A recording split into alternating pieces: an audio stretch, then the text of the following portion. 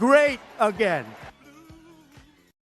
RPN is not responsible for the views, actions, statements, or opinions of its guests, advertisers, or even its viewers. The information contained in this program is not to be confused with medical or legal advice. An appearance on this platform is not necessarily an endorsement, but as always, we encourage you to do your own research. Enjoy the show.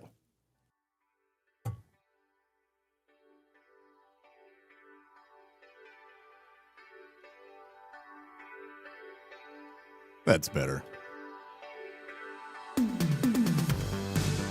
Good evening, everyone. And of course, welcome back to another very exciting episode of Red Pill News Live. Well, it looks to me like President Trump may have just broken the leaders of Minnesota. Tim Walz is officially capitulating. And all it took was another wild weekend. Tragically, another man lost his life. But as they say, you F around, you gon' find out. And that's exactly what happened. Tragedy all the same. It didn't have to be that way. However, that's what this man wanted, and that's what all of these other people wanted as well. However, it did not result in the revolution that they were looking for. It's going to be something very different. All right, now also, silver. Silver is at another all-time high, $115.32 in U.S. futures markets as we sit right now. It's getting closer to 125 over in Asia. Oh, just went down to 103.63 as I was sitting here. Gold is currently sitting at $5,074 an ounce. Either way, we are in uncharted territory. Money is changing. The world is changing.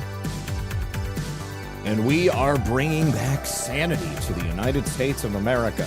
If you would do me a favor, hit that like button. Help us out by sharing the show. Eleanor, I think it's possible silver goes a lot higher than $300 an ounce. Sit back, relax, and grab your popcorn, because we're going to get into it right about now. All right, so as you can see from that thumbnail, chaos erupted in Minneapolis over the weekend, and citizen journalist Cam Higbee was able to infiltrate the signal chats of the insurrectionists, the people who were not only targeting ICE agents, but planning it with military precision. We're going to go over a lot of information that was gleaned from those chats. But real quickly, before we get into the news, I want to give you guys a very special message to the sponsor of this program. That's going to be our friends over here at Rumble and Rumble Wallet. You guys, they can cancel your accounts. They can freeze your cards. They can decide what you're allowed to buy, say, or support. Big banks and financial institutions have total control, and they use it. And that's why financial independence matters right now more than ever. So introducing Rumble Wallet. It is a wallet built for real freedom. With Rumble Wallet, you control your money, not a bank, not a government, not a tech company.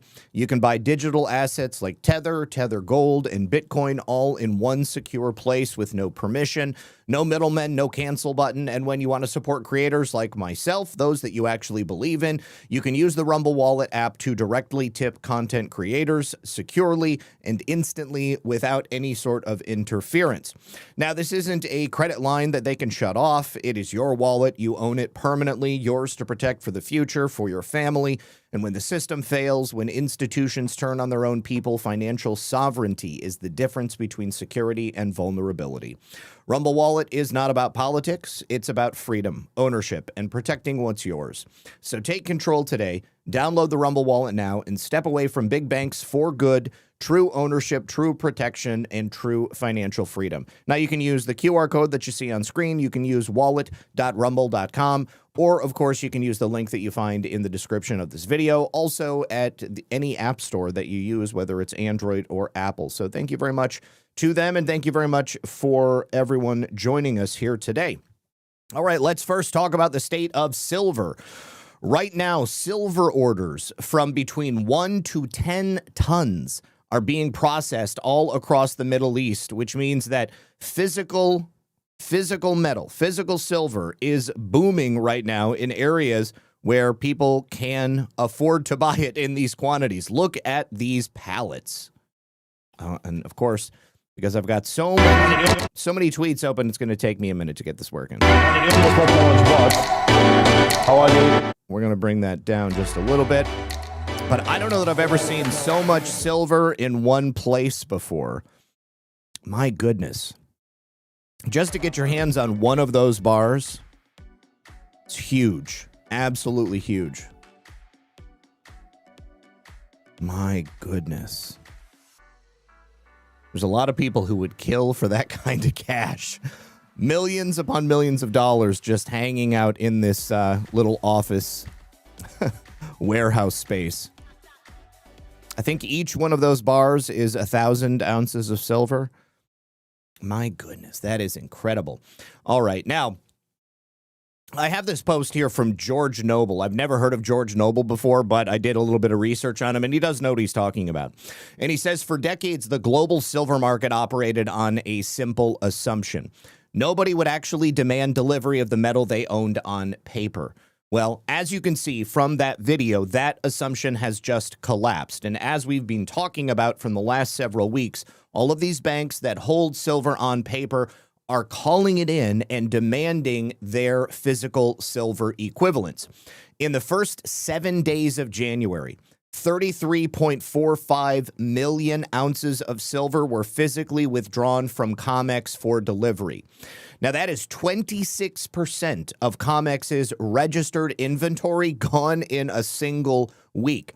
So traders who had March futures contracts were paying premiums to roll backwards to January, demanding immediately delivery weeks early rather than waiting till March, which means, in my book, they are counting on the fact that that physical metal is not going to be there come March. Now, they were not willing to wait. They wanted that metal in hand, and this is where the China problem comes into play, and you have to understand it if you are actually out there trying to buy silver yourself. On January 1st of this year, Beijing implemented export controls that fundamentally changed the global silver supply. Not just a minor tweak to the way silver is exported or imported. They classified silver as a strategic material, which puts it in the same category as rare earths. So if you now want to export silver from China, you have to be a company that needs a special government license. And out of all of the companies that were previously exporting silver from China, that means that only 44 firms were even qualified to do so going forward. Now, that matters because China controls 60 to 70% of global refined silver exports. So the world's dominant refining hub just effectively ring-fenced its supply for domestic use, and the physical paper divergence comes in next. This is where it gets a little bit uncomfortable because, as we've been talking about, the physical demand does not meet the physical supply. In Shanghai, physical silver is trading at about 12 to 13% premiums over Western paper prices. In Dubai, the premiums are 40% higher than what they are here in the United States. And in Japan, secondary market premiums are reaching as high as 60%. There is an incredible demand on the street. Meanwhile, that paper to physical ratio at COMEX sits at 356 to 1. 356 to 1, which means that for every single ounce of deliverable silver, there are 356 ounces of paper claims. The reason this system even worked before is because everybody thought that nobody would ever call in all this silver. So it was like almost a loan on the promise of physical silver. But now that everybody is calling in those physical ounces, there is a major deficit in supply. So the silver market has been in a structural deficit for 5 consecutive years. You've had cumulative shortfalls between 2021 and 2025, totaling roughly 820 million ounces, nearly an entire year of global mine production. Mine production peaked back in 2016.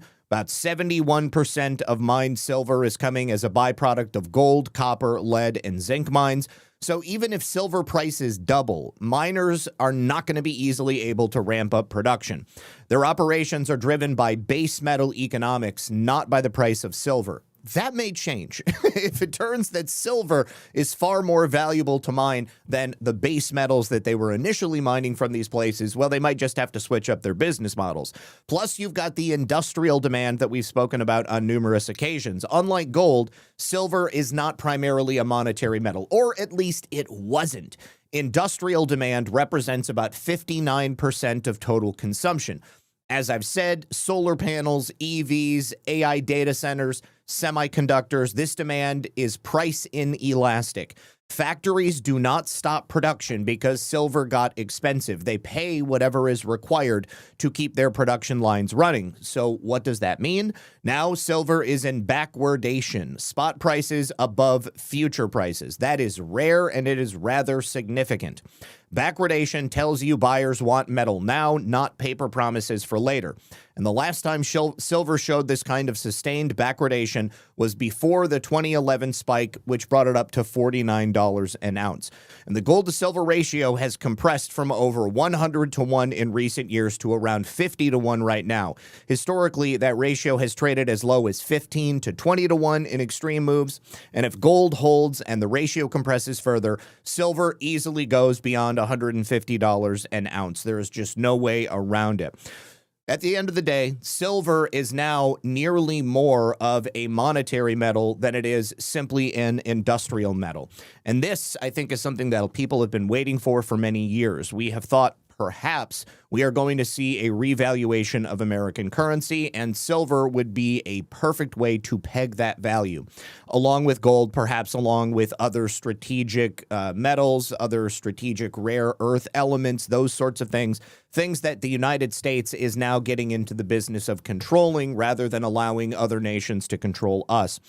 We're also seeing some unusual things happening with the Japanese yen and American dollars. It appears that the Fed is working to prop up the Japanese yen to stop the Japanese markets from collapsing, but at the same time, that is going to devalue American markets. So there may be a significant price increase in a lot of things across the board coming up here in the near future. Keeping an eye on Jerome Powell and what the Fed is doing. Now, silver, when it closed today in Shanghai, it was up 11.5% at $122.95. Gold was up 3.6% at $5,113.56. Platinum was up nearly 10% at $3,327.97. And palladium was up 7% to $2,389.96. This is continuing to go in an upward direction. It's no longer a steady increase to the right, and it is now directly like straight up into the sky. This might be the moment that silver completely breaks home. All right, Barely 45 says, good times on the Vigi yesterday. Always appreciate the news aggregation. Next time we'll have to get you off the joystick fondling and onto a keyboard for Arc. Chatelet. Good to see you, Barely 45. Thank you very much for being here, buddy. Yeah, we played some video games yesterday. If you guys are on Rumble Premium, you feel free to jump in there and check it out. Had some good times. Also, coming out of Goldman Sachs, their top precious metals trader, a man by the name of Benet Lasny, or probably French, you probably say it totally different. He has just left the bank, or maybe he was fired because he was the one who was in charge of shorting gold and silver into this historic parabolic arc, which is currently taking it to price levels that people have been dreaming about but have never seen in their entire life. Now, it's probably likely he's not going to end up at any other bank in the very near future, given that his specialty is precious metals, and he was nearly responsible for costing Goldman Sachs a whole ton of money. But either way, hopefully he had a bunch of silver, or he probably did, and he probably shorted it. Didn't want to do it. Silver was shortly at 117. Oh, wow, that's crazy, Alias. I never saw it get to 117. Highest I saw was over 115, but that's cool. All right, now, we're not really going to talk much about elections today, but I did want to show this. Mark Cook, who is an election and cybersecurity expert, had shared this. He said, fellow election forensic experts, prepare for a fun one. I located the following image in the unused file space on a Dominion voting system computer. Take a wild guess as to why these digital human-like marks are in this unallocated space on a Dominion machine.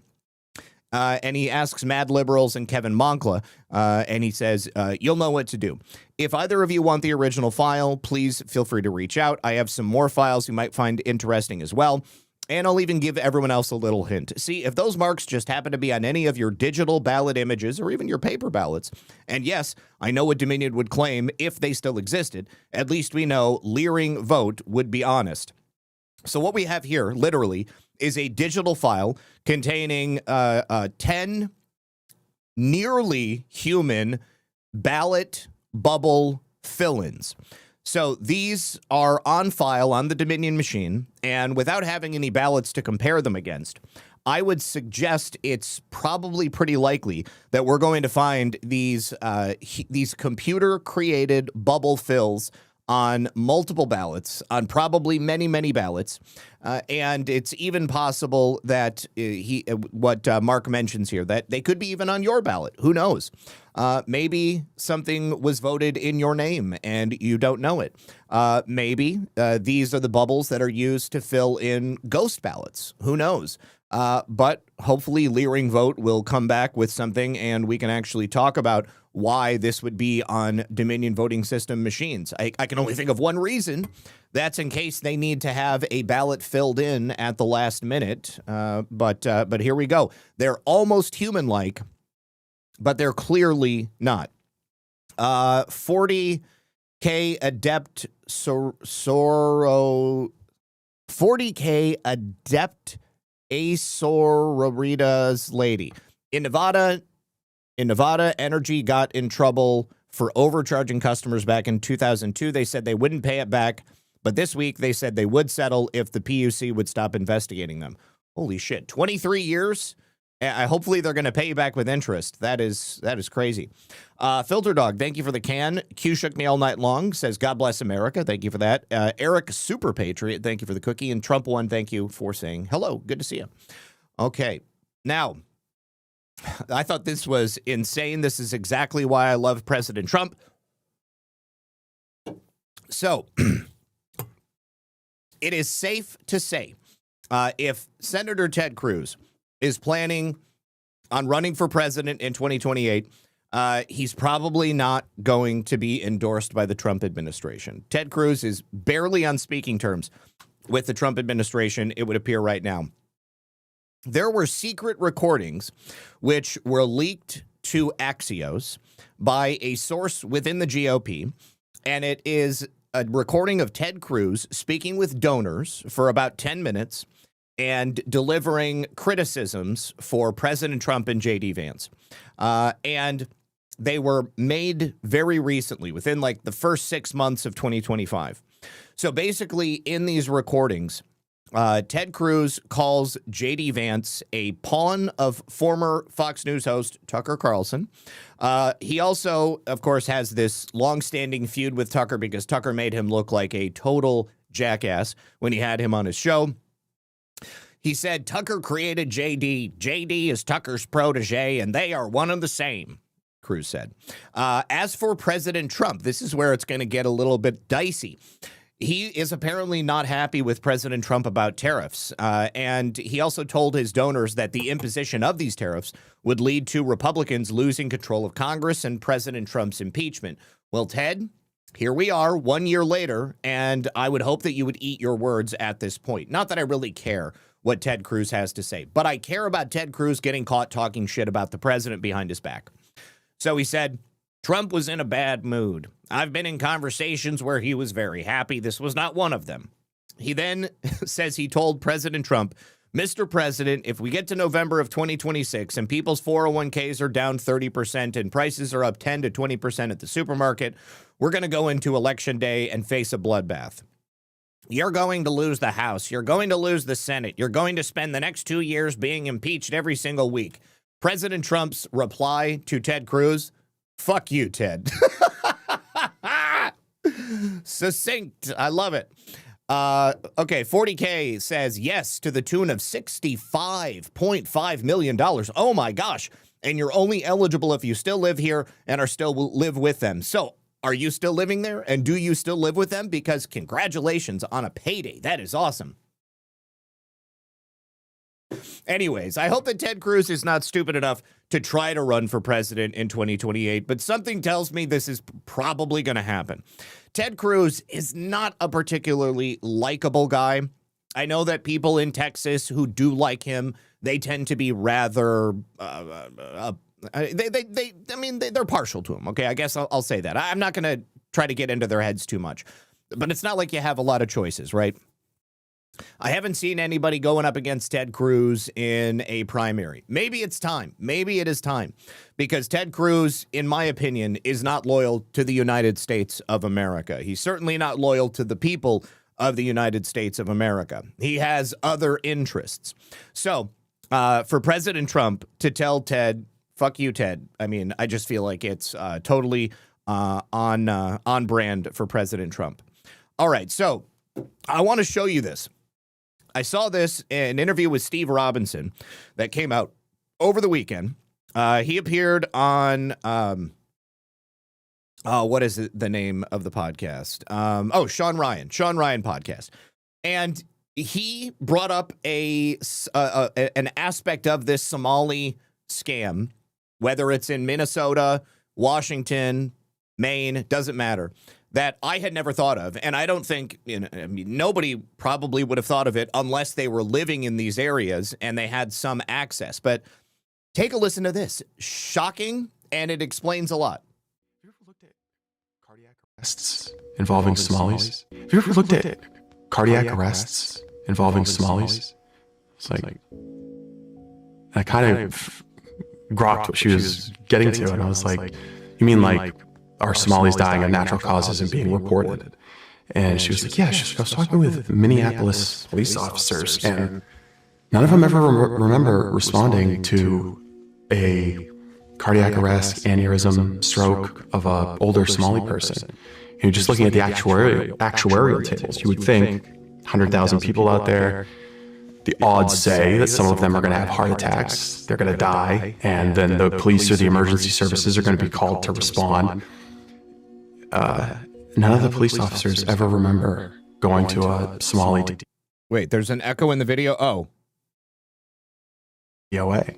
And so I go to some of my sources in the Lewiston Police Department and ask, do you remember ever responding to Somali DOA's cardiac events? They start laughing. Like, we were just talking about this at the station, and no one really remembers responding to Somali DOAs. So what's happening? Based on that sample, it's not totally scientific, but we know there's some natural deaths happening from medical events within the Somali community that are not being reported to the state, to the medical authorities, to EMS. Now, why is that? So what happens if grandma's got subsidized senior housing, an EBT card, and Medicaid benefits, and you report that she's passed away? Okay, so those benefits get shut off. Everybody can understand, yeah, you just keep the benefits going. This is how you end up with Social Security, or more so the EBT cards, benefits going to dead people. But what are they doing with the bodies? That's what I was going to ask. What are they doing with the bodies?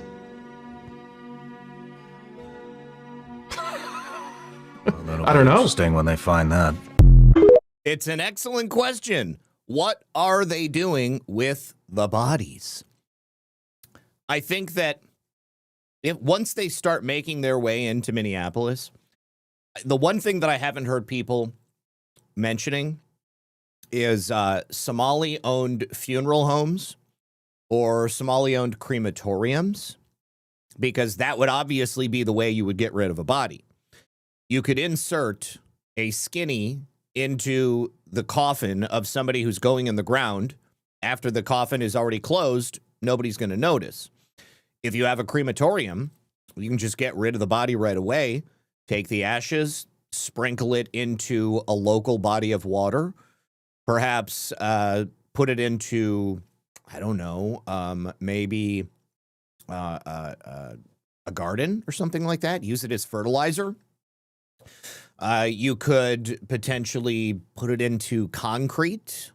You could even sell the bodies for medical science.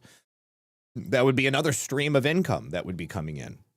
But it absolutely explains how you've had so many dead people that were that were receiving all of these entitlement benefits. Take a look at this. Steve also posted this. You had a total of 12,302,038 Somalis between the ages of 120 and 169 years old that were recently marked deceased. Okay. 120 to 129, 3.3 million. 130 to 139, 3.9 million. 140 to 149, 3.5 million. 150 to 159, 1.3 million. 160 to 169, 124,000. Yes, and I saw you say that in the chat as well. That's what I was going to end with. And until they are marked deceased, I bet you every single one of these people was still voting. So that's going to be a major hit to Democrats. Now, it's been said recently that the number of people that have been arrested and taken off the streets in Minnesota is enough for them to lose one congressional seat.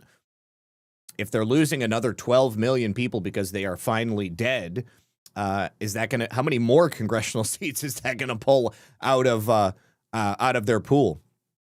All right, now, the big event of the weekend was the shooting of a 37-year-old ICU nurse by the name of Alex Preddy. Alex Preddy got into a scuffle with Border Patrol agents in Minneapolis over the weekend. He was carrying concealed a SIG P320, and the P320 was recovered in the midst of the scuffle. It appears that one of the agents saw the gun, said gun, and then a bullet goes off, and then all of the agents started firing. It was like, it was over before it was even beginning. And a lot of people have a lot of opinions on it. I talked about this morning with CanCon. Basically, my ultimate opinion is that the death of Alex Preddy was foreseeable. It's exactly what the leftists in Minneapolis wanted to happen. They wanted Renee Nicole Good to die. They want white people from the suburbs to die on the front lines because that obviously stokes a lot of anger. It inflames the situation, and it gets them closer to the revolution. Alex Preddy was in the wrong here. There was nothing wrong with him carrying a weapon in Minnesota on that day. He had a concealed carry permit. There is nothing inherently illegal about carrying a weapon at an event. But what he did wrong was he immediately started fighting with federal agents while he had a weapon on him, and he didn't declare it. And these officers are already in a state of heightened awareness. They've got whistles going off around them, bullhorns, air horns, 24 hours a day, the whole time they're there. They are surrounded by violent leftists who are poking at them, yelling at them, antagonizing them. Their adrenaline is already sky high. And I think that ultimately what caused this to happen was an accidental discharge from the SIG P320. I've actually showed this on the air before, but I'm going to show it again so that you guys know what I'm talking about.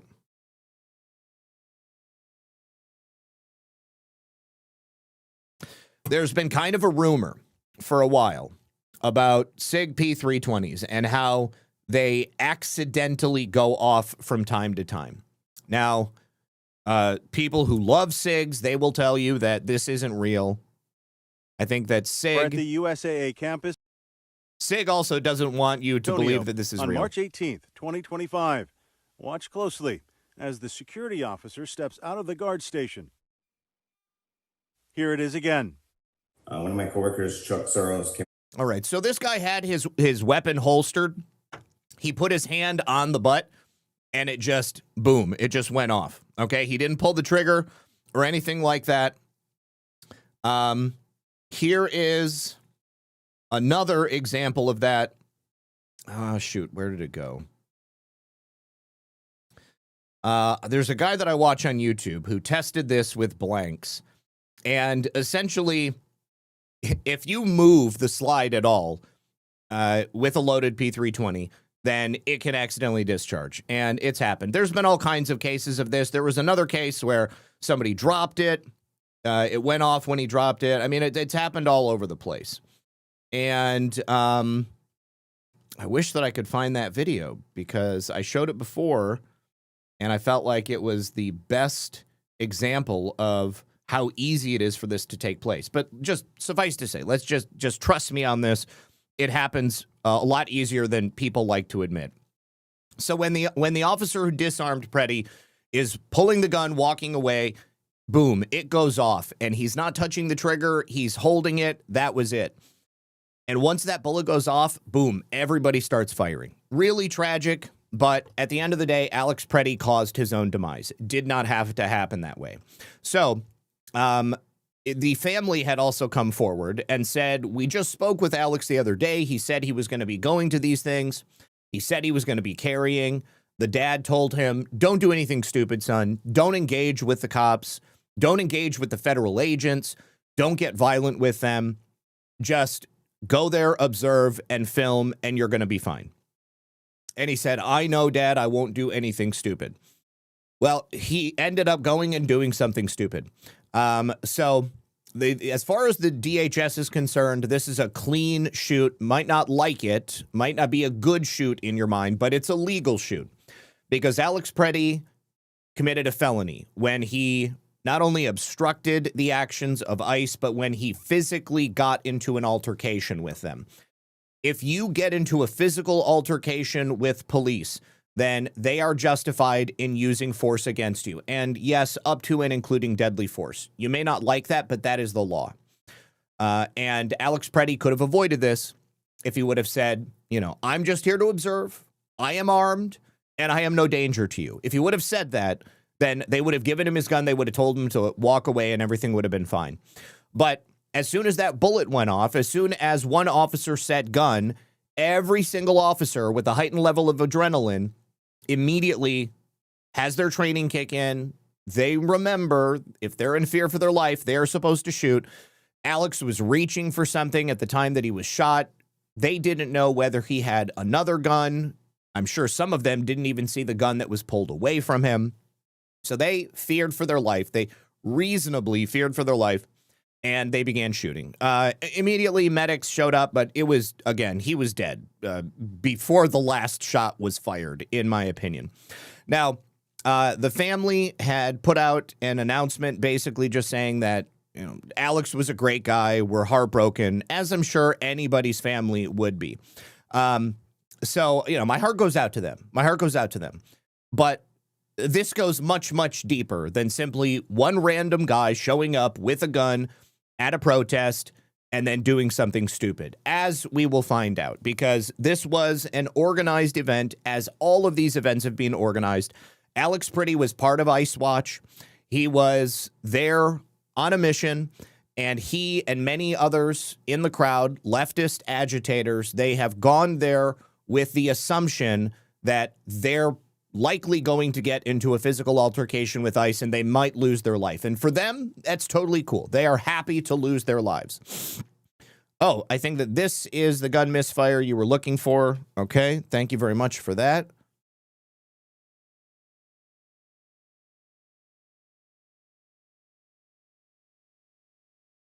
To the slide somewhere. Will it go off?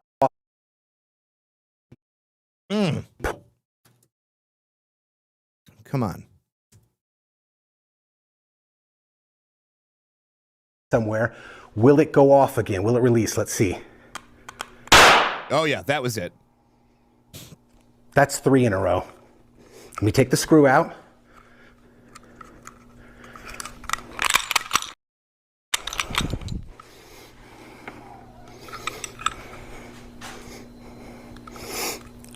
Number 4. Let's try it again. As you, let me show you. Fully functioning striker safety. All right. Should we do it with the magazine again? Let's put the magazine back in, and then we'll try the last one with the magazine out. Handy dandy trigger input tool. We are going to try to, dang, sorry about that. I'm trying to get over a sign. Now, the way he's doing it, he's got some level of force on the trigger while it's in safe mode, and it's still going off. I have seen these go off with nobody touching the trigger whatsoever. This thing and a cough. We're going to try to. No, he's got blanks, you guys. He's not. No, he's way smarter than that. He's not shooting live rounds in his garage. Simulate.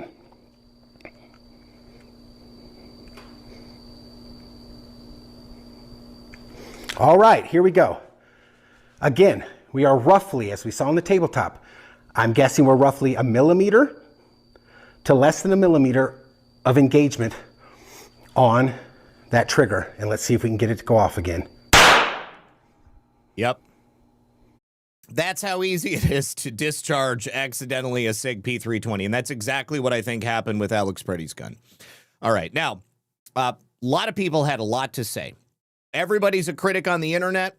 You've got cops commenting on the federal agents. You've got military commenting on the federal agents. You've got DHS commenting. You've got Greg Bovino commenting. You've got Obama and Bill Clinton commenting. And, of course, lots of people in Congress. First, I want to show you Greg Bovino's take on this. Because, of course, Border Patrol, that's who these guys were. It was Border Patrol, and Commander Bovino is with Border Patrol. Again, this was not shocking. This is something I've been expecting, okay, ever since we had the event with Renee Nicole Good, and a lot of people have pointed out pretty good shot. This is what happened. We're going to get past this commercial real quick, and we're going to hear from Greg Bovino. Yeah, everybody's an armchair expert. You know, my intention is to look at this from a legal perspective. I'm not even a lawyer. I just know what's legal in these instances because I researched it. Okay, I've wanted to know, you know, I mean, like, because, of course, the Second Amendment is very important. And I would not say that Alex Pretty's Second Amendment was violated because Alex Pretty engaged the officers with physical force and got involved in a situation that he didn't need to get involved in. What you were saying is that he went there to try to stop this law enforcement operation. All of the video that we have seen shows him documenting it with his cell phone, which is a lawful thing to do. And the only time he seemed to interact with law enforcement is when they went after him when he was trying to help an individual who law enforcement pushed down. So, okay, the woman who got pushed down was impeding the actions of the agents. Alex got involved, got in between them, got up in their face. Yes, he was documenting. He had a camera. All right. But he refused to back off. He got pepper sprayed. And then when he got pepper sprayed, he got pissed. Where do you have the evidence to show that he was trying to impede that law enforcement operation? Sure, Dan, at first he was there in the scene. He was in the scene actively impeding and assaulting law enforcement to the point. But that's not illegal. He wasn't impeding it. He was filming it, which is a legal thing to do in the United States of America. Dan, let's don't freeze frame. It is absolutely legal to film federal agents in a public setting. You have the right to use a camera to get footage of anybody anywhere when you're out in public. What you don't have a right to do is get up in the face of federal agents, to push them around, to resist a lawful order when they give you a lawful order. And believe me, they gave him lawful orders, and he refused to comply. Adjudicate this now. He was there for a reason, and that reason was to impede law enforcement to the point. What evidence do you have of that? And here's a good point, Dana, is the fact that de-escalation techniques were utilized during this action. Those de-escalation techniques, whether it was physically trying to remove them from that law enforcement scene, that active law enforcement scene in which law enforcement were going after a violent illegal alien. This is the other thing. They were there at this location to apprehend someone who not only had a final order of deportation removal, but somebody who is a violent career recidivist, criminal, illegal alien. Or the use of pepper spray, which is another de-escalation technique. Those techniques did not work. Okay. So they didn't work, and Alex continued to resist. All right, Kash Patel also weighs in. Now, I'm not as on board with Kash's statement here because he claims that it was illegal for Alex to bring this gun to this event. It wasn't. I mean, I looked at the law in Minnesota, and I've also determined that Alex Preddy had a concealed weapons permit. All right, again, his mistake was not in declaring himself. Because if you get into a scuffle with officers and they find a gun on you, somebody yells gun, especially when you got 10 officers around you trying to subdue you and you refuse to go down, you're likely going to find yourself on the wrong end of a bullet. Joining me now with more on the investigation is the director of the FBI. Well, you know what? We're not going to listen to the whole thing. I just want to read his statement. Okay. So he said, Secretary Noem stated it perfectly. You do not get to attack law enforcement officials in this country without any repercussions. That's exactly what Alex Preddy did. We've already just had last night arrested 4 more individuals involved with the damage of government property that we saw the videos of online. We will see some of that in a moment. Patel explained people who make threats, including online threats to law enforcement or to civilians, will be found and arrested. Again, this is also happening on the regular, all day, every day. These threats are coming in against not only law enforcement, but also supporters of President Trump. We've arrested other individuals who have made threats to law enforcement online, so we are not messing around. It doesn't have to be in person. If you threaten law enforcement officials or civilians, we are going to come find you. And as for this latest shooting, yes, DHS and HSI are the lead, and the FBI is processing the physical evidence. So we are in possession of the firearm, which is going to go to our laboratory. As Secretary Noem said, no one wants to be peaceful, shows up to a protest with a firearm that is loaded with 2 full magazines. I don't know that that's the case. Because in a situation like this, honestly, I would say you'd probably be stupid for not showing up with some way to protect yourself. However, the people on the left are showing up with the express intention of pulling an Alex Preddy or pulling a Renee Nicole Good. So there is an aspect to Kash Patel's statement that I agree with.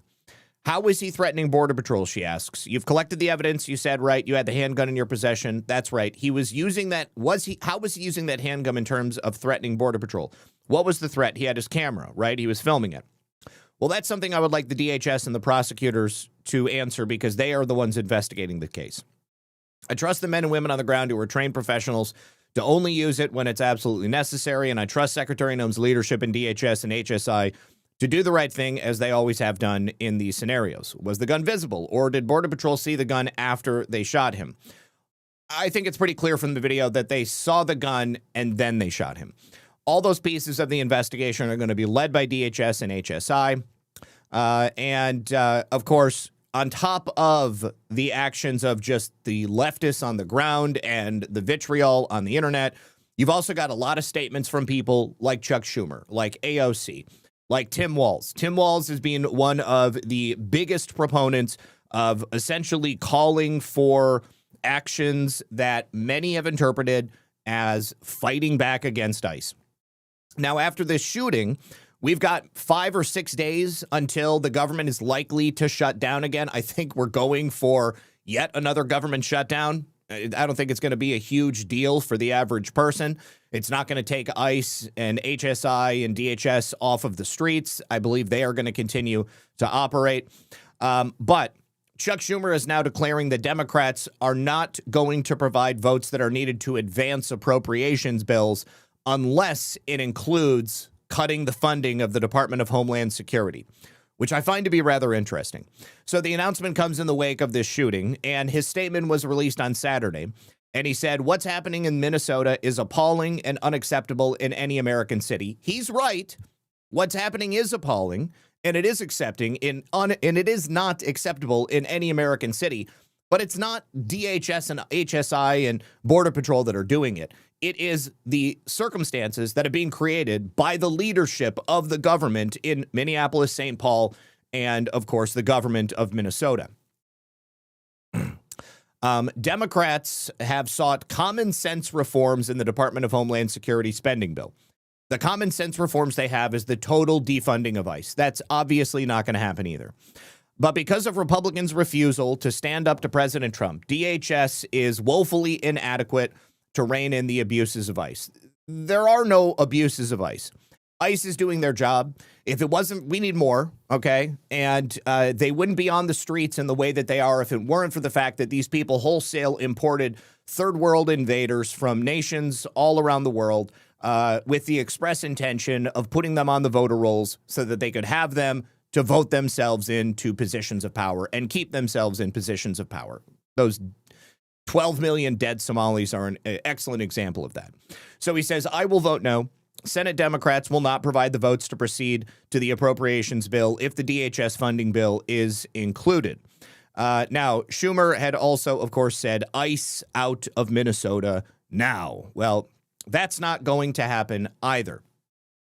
Now, because the Minnesota State Police and the Minneapolis Police have been shut out of the investigation, of course, you've got to have judges from Minnesota that interject and attempt to hamper any investigation, take over any investigation. And a federal judge in Minnesota has now issued a restraining order blocking the Department of Homeland Security from handling any of the evidence in this ongoing investigation, even though they're the ones who are actually already tasked with the investigation. So this is coming after you've had all kinds of people like Tim Walz, Keith Ellison, Chuck Schumer, many others launching this coordinated attack on the Trump administration, all of it with the intention of getting Trump and these DHS teams to leave Minneapolis-St. Paul. So this judge, District Judge Eric Tostrud, who actually is a Trump appointee, granted a temporary restraining order against DHS and FBI to immediately stop destroying, altering, or tampering with any evidence. I don't think anybody was tampering with or destroying evidence. I think that this is, once again, an action that was taken by leftists in the state of Minnesota. You know, you must tell them to stop destroying evidence. Okay, don't destroy evidence. Okay, well, we're not destroying evidence, and we're actually going to be able to prove it to you because we're going to do the investigation. We're going to turn it all over. So, according to this court order, state officials were compelled to seek immediate judicial intervention to prevent the potential destruction or alteration of evidence by federal agencies involved in the shooting. After reviewing the complaint and supporting filings, Judge Tostrud granted the temporary restraining order, explicitly barring federal agents and anyone acting on their behalf from destroying or altering evidence connected to the fatal shooting, including evidence already removed from the scene or placed under federal control. Now, the judge has scheduled another hearing, which was today at 2 p.m. in St. Paul. There, federal defendants have an opportunity to object and argue whether the restraining order should remain in place. I don't really feel like this is going to have a tremendous impact on the investigation. If evidence just goes missing, all right, then everybody's going to look terrible. They can't do that. They obviously have to protect this, and they have to do it in the most by-the-book way possible. Rumble sucks, says Tampon Tim. Can't even load a shotgun. Only tampon dispensers. You are absolutely correct. So yes, Artsy Jones shares a post from Sig Sauer, says, check this out. Yes, I am aware that Sig Sauer has gone to bat for themselves to say that their weapons do not accidentally discharge. However, I have seen far too many pieces of evidence showing these guns going off. Now, there have been other instances, as I said, of these SIG P320s going off and people, barely touching them. People have shot themselves in the feet. I've seen people, instructors at the range, dealing with groups of people, and a P320 just goes off. SIG is dealing with a legal quagmire right now. This would actually not be the first time that they've had to recall their weapons because of accidental discharges. So they've actually got a pattern of events taking place with their models. And there we go. So Barb Rock's constitutional carry should be everywhere. And we have constitutional carry down here in Florida. There are some left-wing states which have made constitutional carry illegal, even though it should not be illegal because it's constitutionally illegal to take that right away from people. I don't know what the law is in Minnesota. I would assume that in Minnesota, in order to carry a gun in public, you have to have a concealed weapons permit. I have to look that one up. Also, Bendix says, my remote hole puncture is a Glock 357 SIG. It's ugly, but it works. So, you know, this is another thing that I'll say. I own Glocks. I have never seen a Glock accidentally discharge in any circumstance, but I have seen countless SIGs accidentally discharge in many different circumstances. Thank you to Hogleg71 for the can and the cookie, and Filter Dog, who says Pretty pulled his gun. So I've seen people suggest that, but I personally have not seen that from the videos. We'll go ahead and pull this up. Now, all right, so I have seen people suggest that, but this video only shows, and I've seen a different view of it. This is Pretty's gun right here. Pretty's gun was removed from him. And that was the first shot. That was Pretty's gun going off in the agent's hand when he wasn't touching the trigger. I've seen another angle, and I can't see Pretty grabbing his gun. I only see the agents taking the gun from him. It looked like it was in his back. And, but it did appear that maybe he was grabbing something else. He had something else in his hand. But, you know, Buzz Patterson says that he pulled his weapon. I respect Buzz. I didn't see that in another angle of the video. So I'm waiting for the full investigation on that one. Filter Dog, thank you for the can as well. Appreciate that. Yeah, it's the P320s that have the issue. Just the P320s are the only ones that I've ever seen. All right, now, of course, doing her part, Alexandria Occasional Cortex has jumped on the bandwagon to inflame the situation more, calling the shooting of Alex Pretty a execution. I cannot stress enough how important it is for everyday Americans to not be intimidated out of using their First Amendment rights, which is to continue to say that when you see something wrong, we must organize and mobilize against it. We must use our freedom of assembly. And what we are seeing here right now is an administration that is deeply afraid of its own unpopularity. We must remember that That's absolutely not true. I don't think Trump's administration is deeply afraid of anything at all. And I don't think that they're worried even about what happened here. I've seen some Republicans wincing on the sidelines, like James Comer had said, you know, oh, if I was President Trump, I'd, you know, think about pulling out of Minnesota. Like, forget that. No, we're not going to pull out of Minnesota. There's no reason to pull out of Minnesota. The only reason to pull out of Minnesota is if we've gotten to the point where all of the illegals are arrested. Everybody's being removed from the circumstance. But that hasn't happened yet. There's no reason to do that. There's no reason to remove people. And certainly this shooting is not a reason to remove those agents either. Outnumber them. Donald Trump is less popular than he has ever been before. The Republican Party is on its back heels. No, it's actually much more popular than it's ever been before. They are afraid on multiple different fronts. The economy is doing. The economy is doing awesome. The economy is doing awesome. I did end up counting my silver over the weekend, guys. I was very happy. Very, very happy. I had even more silver than I thought that I had. Everything else is going fine. Worse than it has ever been doing in recently.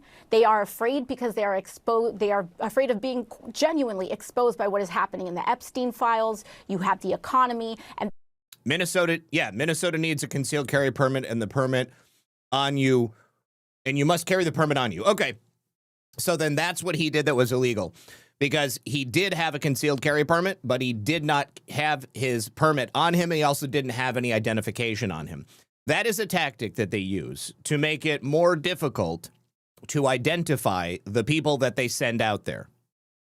Thank you for that. They are trying to use these as flashpoints to divide us instead of all of the things that unite us. No, the left, the people organizing these riots, are trying to use these flashpoints as an opportunity to divide us. Now, after the shooting Tim Walz piled on, and he once again compared the ICE enforcement operations to Nazi actions.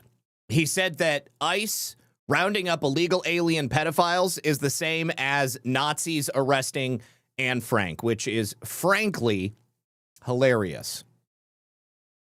Tim Walz immediately went on television with his non-binary interpreter and gave this gem right here. We have got children in Minnesota hiding in their houses, afraid to go outside. Many of us grew up reading that story of Anne Frank. Somebody's going to write that children's story about Minnesota. And there's one person who can end this now. Actually, you're right. There is one person who can end it now, Tim, and that's you. Here's another time where Tim called ICE the modern-day Gestapo. Donald Trump's modern-day Gestapo is scooping folks up off the streets. They're in unmarked vans, wearing masks, being shipped off to foreign torture dungeons. No chance to mount a defense, not even a chance to kiss a loved one goodbye, just grabbed up by masked agents, shoved into those vans, and disappeared. To be clear, there's no way for us to know whether they were actually criminals or not, because they refused to give them a trial. We're supposed to just take their word for it. Well, that's not how immigration court works, Tim. The due process is the process set forth in those immigration proceedings. And when somebody enters the United States of America illegally, their due process is to go through the immigration process. They either do it correctly, they apply, they get a visa, they apply for a green card, they apply for citizenship, et cetera, et cetera, et cetera, or they enter the country illegally through a non-point of origin. They reside here illegally, and then they're caught. Then they go before an immigration judge. They receive a trial date, which is exactly the opposite of what Tim just said. And most of the time, those people don't show up because they know that they can just disappear into the interior of our vast country. And then, once they're located, they receive a warrant. ICE receives a warrant, and they go and they arrest them for removal. Okay, that is their due process. If they wanted to do this correctly, if they wanted an opportunity to kiss their families goodbye, they wouldn't have effed around in the way that they did. Now, oftentimes, also because they are illegal, they don't end up going through the judicial system in the same way an American would. They commit an act of crime against American family, drunk driving, kill the daughter, and then they get arrested, then they get released because the sanctuary jurisdictions don't want to participate with ICE. They don't want to participate with Homeland Security. Then that illegal goes out and they commit another action. They do more harm. They victimize more people. It compounds. All right. So no, I don't have any sympathy for these people. My sympathy ended for them at the moment they decided to sneak into our country, at the moment they decided to break our laws and then continue breaking our laws and take advantage of a system that was set up by Tim and his party. And when duly elected members of Congress tried to exercise their constitutional right of oversight at an ICE facility, they get shoved around and threatened with arrest. LaMonica McIver was the one who shoved agents. That's why that bitch is going on trial right now. Now here, Tim Walz tries to convince Trump voters to come to his side. Please, he begs you. You're allowed to decide at any point that you're not with this anymore.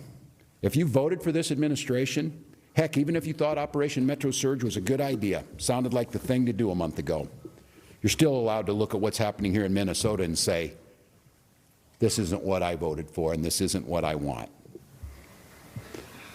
I ask you not to stand by idly. Speak out, share what you're seeing, and urge others to put politics aside.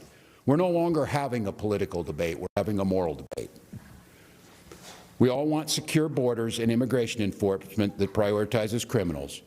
And I want to thank the press, especially the local press, who has done a deep dive to show that's exactly what Minnesota does.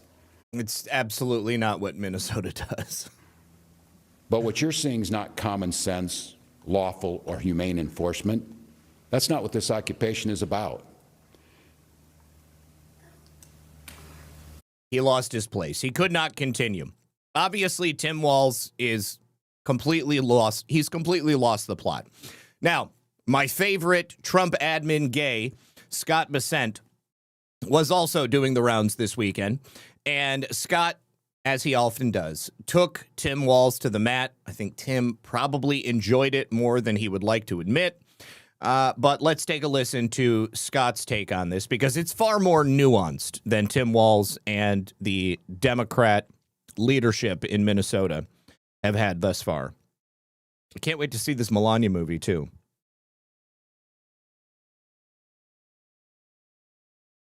Rug Dog 196, I stand with Trump 2028. I'm with you, my friend.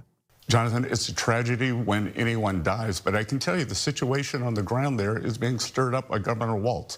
I was out there 2 weeks ago. Governor Walz declined to provide a security detail for me to go into the Minnesota Capitol with the state police. So he is fomenting chaos because there is substantial waste, fraud, and abuse.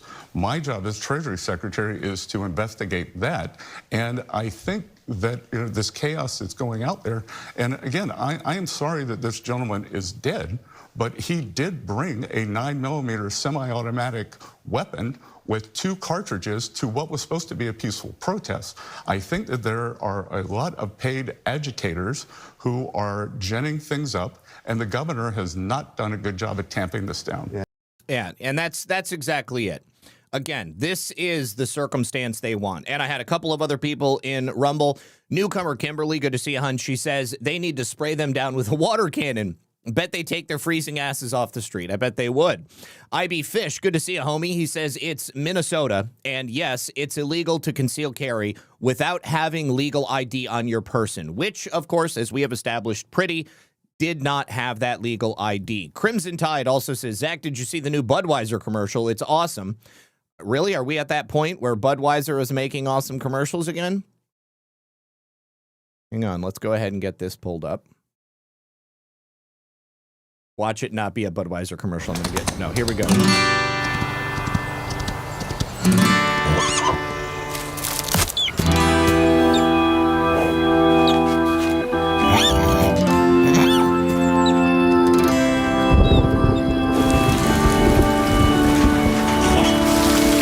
All right, I'm going to have to pause it real quick because YouTube is going to maybe cut the stream off or strike me for having this song in here. This kind of looks like a penguin to me. Is Budweiser putting a penguin in their ad because of the Greenland acquisition? Let me turn it down a little bit so I can speak over it. I think this is going to be a penguin? No, maybe not. Maybe it's a chicken. No, it's a hawk. Or is it an eagle? All right, jump, horse, jump. Oh my gosh! It's a Pegasus and a bald eagle. Yes. Oh, made in America. Apparently, Budweiser wants to start making money again. That's a pretty good ad. That is a pretty good ad.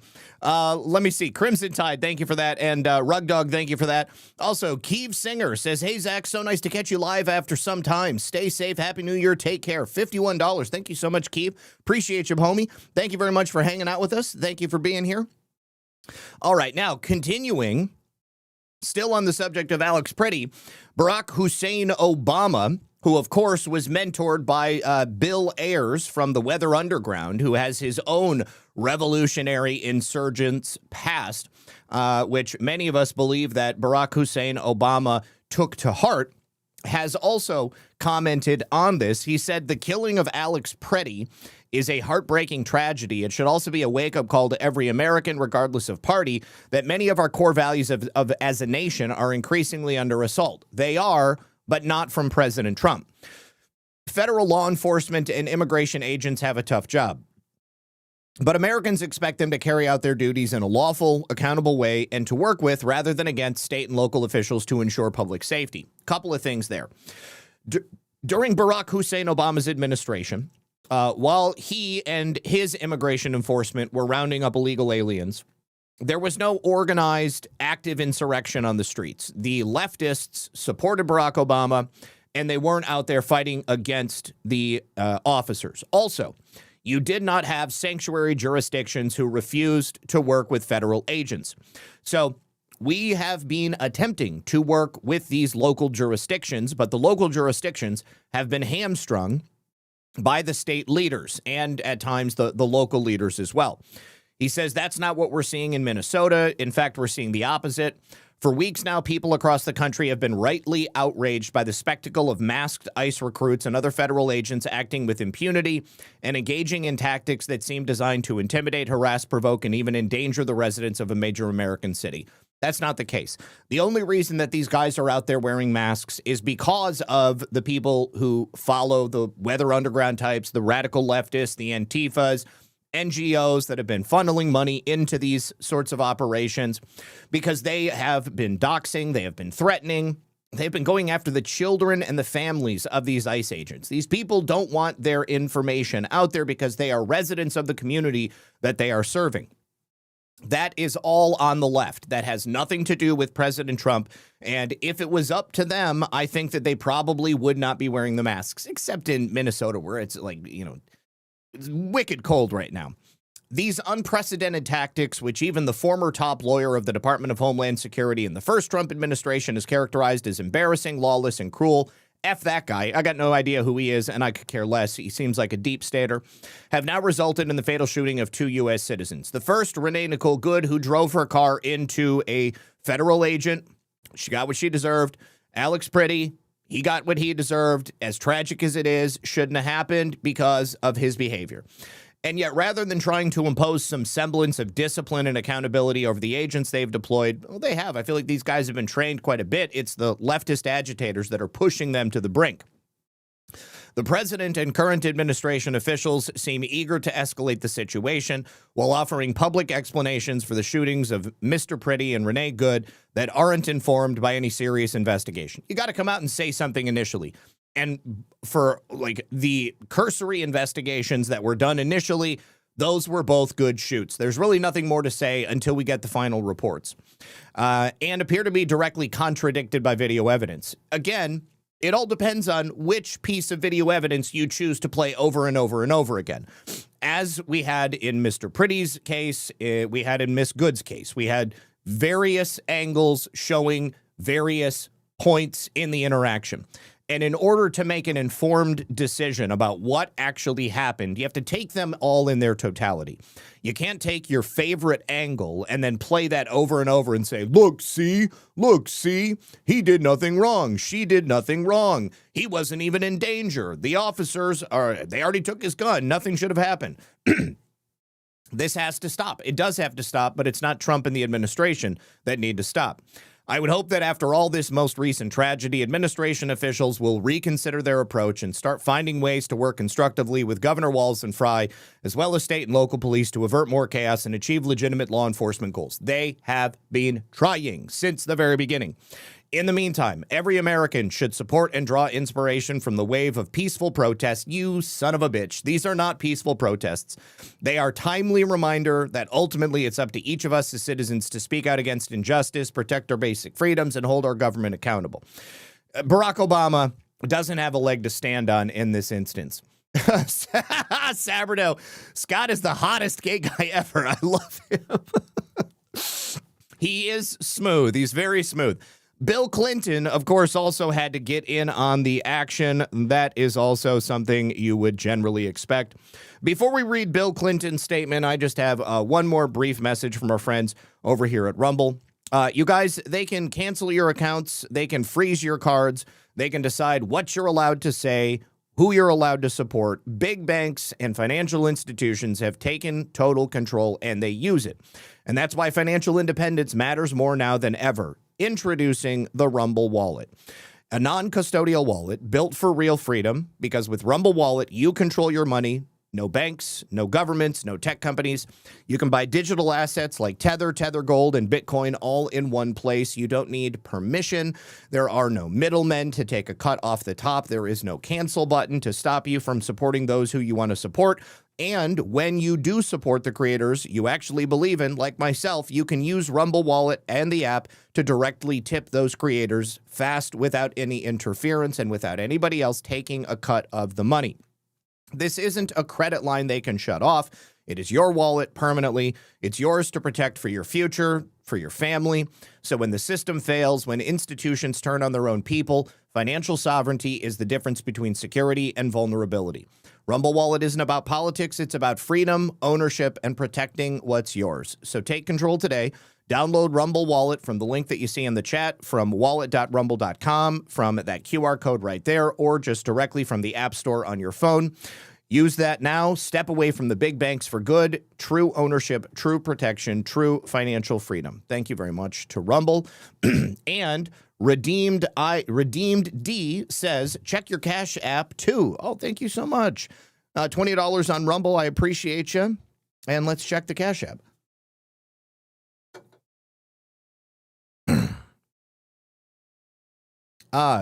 So I've only got something from Jessica, but that is from All Good. GoAllGood.com/RedPill78, where they have the Valentine's Day bundles right now. And Diana, there it is.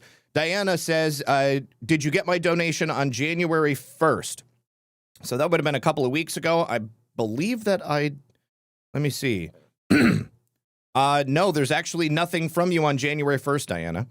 I had Timmy on December 23rd, and then Benedict on January 2nd, and then Karen on January 6th, and then Susan on January 14th, and then Jessica Armstrong is not from Go All Good. That is just somebody else. God bless you and Lisa. Thank you so much, Jessica. And then Lorraine on Thursday. So no, Diana, I don't see anything from you on January 1st. So check that out and make sure that it actually went through. And let me go back just a little bit, and I'm going to make sure. Yeah, it's been a minute since I've had anything from you, Diana. But thank you very much for the $100. But definitely check out that transaction to make sure everything is good. All right. So thank you very much, Diana. Appreciate you. All right, now let's talk about Bill Clinton's message. So he's obviously going to throw ice on this fire in the same way that Barack Obama did. Oh, by the way, this is a picture of that P320. It's a nice looking gun. I mean, I understand why people are partial to SIGs. Okay, it is a nice looking gun. Looks like Alex had used it on many occasions. All right, but Bill Clinton's message is thus. I'm going to have to go out of this version right here, and let's pull up the tweet. My statement on the horrible scenes playing out in Minneapolis and across America. In recent weeks, we've watched horrible scenes play out in Minneapolis and other communities that I never thought would take place in America. People, including children, have been seized from their homes, workplaces, and streets by masked federal agents. Just want to remind you guys right here, this was the scene from Bill Clinton's time in office. You have an that is an MP that is being held at a 5-year-old Elian Gonzalez as he hides in a closet because Bill Clinton removed him and took him back to Cuba because his mother in Cuba wanted him there rather than staying with his father in the United States of America. Okay, peaceful protesters and citizens exercising their constitutional right to observe and document law enforcement have been arrested, beaten, tear-gassed, and most searingly in the cases of Renee Good and Alex Pretty shot and killed. Again, Bill Clinton is trying to draw attention away from the fact that he's likely about to be arrested for being in contempt of Congress. So anything he can do to throw gasoline on this fire, he is totally into. All of this is unacceptable and should have been avoided. To make matters even worse, at every turn, the people in charge have lied to us, told us not to believe what we've seen with our own eyes. Again, he's appealing to the less informed among us, the people who have not seen every single angle, who simply watch the one clip shared by their favorite online personality, and then that becomes their reality. Okay, pushing us, pushed increasingly aggressive and antagonistic tactics, including impeding investigations by local authorities. You know what? That investigation into Renee Nicole Good, of course they're not going to have the local authorities do the investigation. It wasn't local authorities that were involved. This was a federal operation. The FBI's just fine taking that. There is a a hierarchy within the United States. Obviously, if this was a local police officer who had shot somebody, they would have allowed them to go ahead and take it. Over the course of a lifetime, we face only a few moments where the decisions we make and the actions we take will shape our history for years to come. Now, I want you to listen to that language and compare it to Barack Obama's, because I think they are both suggesting to the people reading this, their audience, that the time to rise up is now. They want a revolution, just as the others who are participating in a color revolution against President Trump have been attempting to foment for many years. If we give our freedoms away after 250 years, we might never get them back. It's all up to us who believe the promise of American democracy to stand up, speak out, and show that our nation still belongs to we the people. Of course, remember, Bill Clinton had said that he and Hillary Clinton not wanting to testify before Congress was their way of speaking out against some, fascist government or whatever. So President Trump, this is the only person I really care about. After the events with Alex Preddy, he spoke out, issued this statement, also issued a list of demands for Tim Walz, the local Democrat leaders, and of course, any of the people who are still engaging in violent protests inside Minneapolis. He called for Congress to immediately pass legislation which would end sanctuary cities, and it would put all of this to rest. It would make it so that locals would have to go ahead and cooperate with the federal agents who are there to arrest these criminal illegal aliens. American cities should be safe sanctuaries for law-abiding American citizens only, not illegal alien criminals who broke our nation's laws. And I'm going to go ahead and read you the statement in full. All right. Trump gave the following, the following in a post on Truth Social. Number one, Governor Walz and Mayor Fry should turn over all criminal illegal aliens that are currently incarcerated in the state prisons and jails to federal authorities, along with all illegal criminals with an active warrant or known criminal history for immediate deportation. Number two, state and local law enforcement must agree to turn over all illegal aliens arrested by local police. Number three, local police must assist federal law enforcement in apprehending and detaining illegal aliens who are wanted for crimes. Number four, Democrat politicians must partner with the federal government to protect American citizens in the rapid removal of all criminal illegal aliens in our country. Some Democrats in places like Memphis, Tennessee, or Washington, D.C. have already done so, resulting in safer streets for all. During the 4 years of crooked Joe Biden and Democrat failed leadership, tens of millions of illegal alien criminals poured into our country, including hundreds of thousands of convicted murderers, rapists, kidnappers, drug dealers, and terrorists. Make no mistake, this is who Alex Preddy was on the streets trying to protect as he engaged in this ICE watch behavior. I won the election in a historic landslide, and Republicans won majorities in both the House and the Senate, in large part because we pledged to seal the border, which we have done, and launched the largest mass deportation of illegal alien criminals in American history. This deportation effort is underway, and in Republican-run cities and states, these operations are going peacefully and smoothly because local law enforcement officers are allowed to work with their federal counterparts. For example, in the 5 Republican-run states of Texas, Florida, Georgia, Tennessee, and Louisiana, ICE has arrested 150,245 criminal illegal aliens over the past year, with 0 protests, 0 riots, and 0 chaos. Why? Why is that? Because local police and ICE are cooperating and working together, exactly what Obama and Clinton are demanding the Trump administration do. Meanwhile, Democrat-run sanctuary cities and states are refusing to cooperate with ICE, and they are actually encouraging left-wing agitators to unlawfully obstruct their operations to arrest the worst of the worst people. Every time Barack Hussein Obama and Bill Clinton demand that people are allowed to engage in their constitutionally protected speech, to go out on the streets and protest and film ICE, they're not really talking about legal activities. They are talking about illegal actions which lead to senseless deaths, like those of Alex Preddy and Renee Nicole Good. Continuing. Okay. By doing this, Democrats are putting illegal aliens over tax-paying, law-abiding citizens, and they have created dangerous circumstances for everyone involved.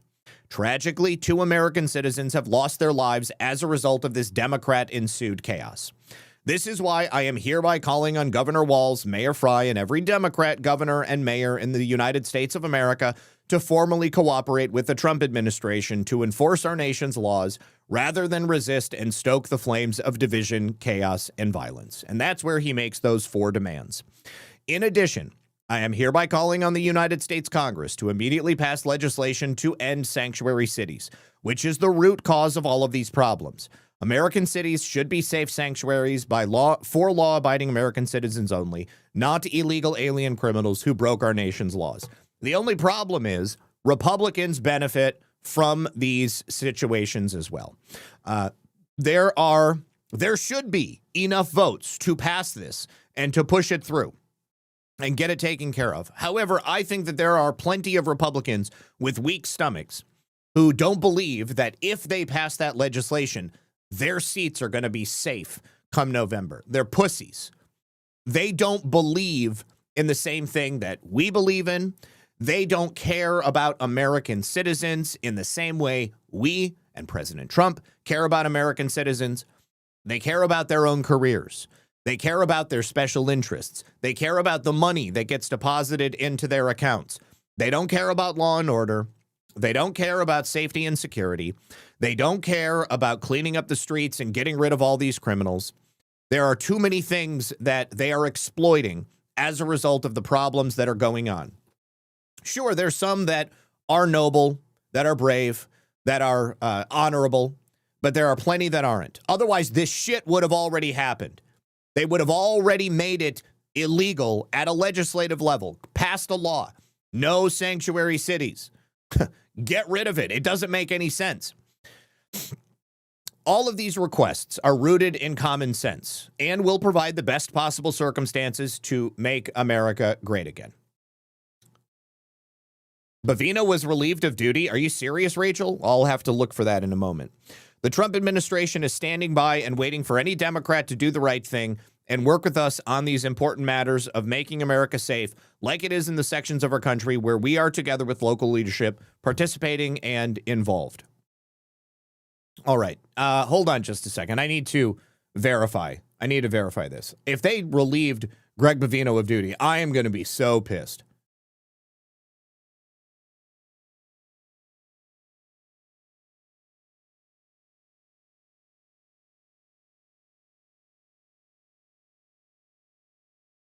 If they blame him for this,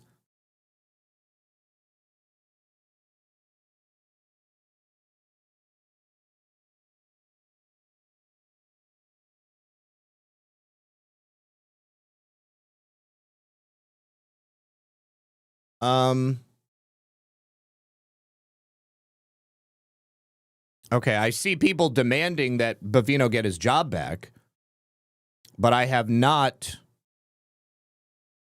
seen, hold on. I am looking for some confirmation. Shocking betrayal. Oh my gosh, 37 minutes ago. Border hero Gregory Bavino relieved as commander-at-large after crushing illegal invasions in LA, Chicago, and Minneapolis.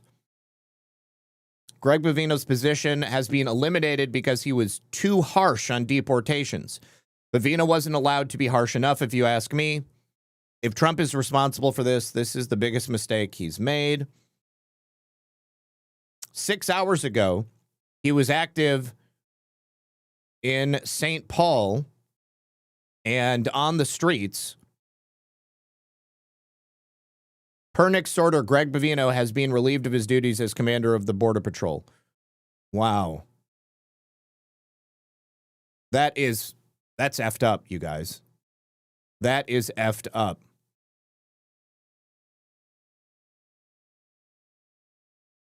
Hold on just a second. I'm trying to find. Okay. Let me go to Nick Sorter. That is messed up.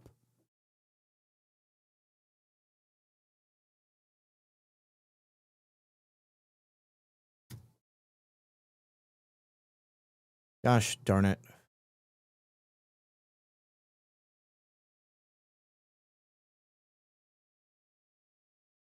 Okay, so the position has been eliminated. President Trump says, okay, there is no longer a commander at large of the U.S. Border Patrol. The position is being eliminated. This is ridiculous. Gregory Vivino has been relieved of duty as commander at large of the U.S. Border Patrol. Vivino put his life on the line. His family's been on lockdown for months, and despite the constant death threats, he's still leading in public, leading his men every single day. So it's not that necessarily he's being fired, but the position has been eliminated, which may mean that he's still employed by the Border Patrol, but that is bullshit. Anyways, here's a couple of scenes from the weekend. This guy's real brave. He's heckling. First of all, this hotel in Minneapolis, St. Paul, it's a home to suites. Violent rioters smashed the windows. They broke inside. They spray painted everything. And they basically rioted and had four federal agents had to fend them all off.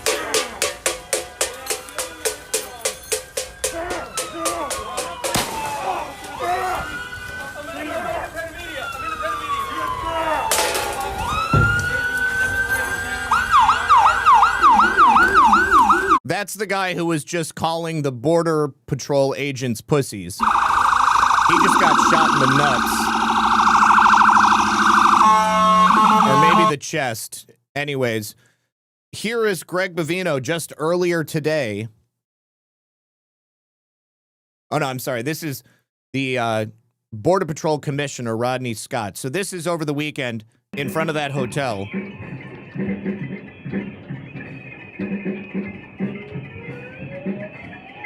Okay, so Penny says, I just did a search. Bovino has not been relieved of his duties completely, just in Minneapolis. He remains at the border. Okay, well, then this may not mean what people are taking it to mean. It may mean that things are about to be, well, I will get to the changing landscape in Minneapolis in just a moment.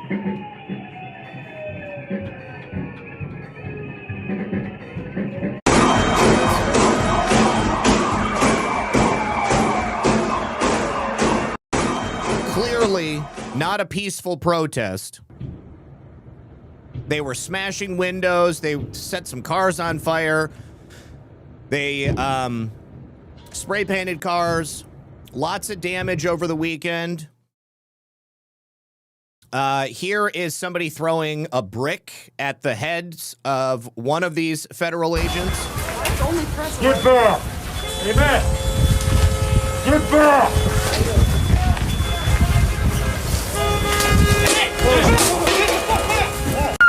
This is largely after it had already been contained, but you can see things are still rather hectic.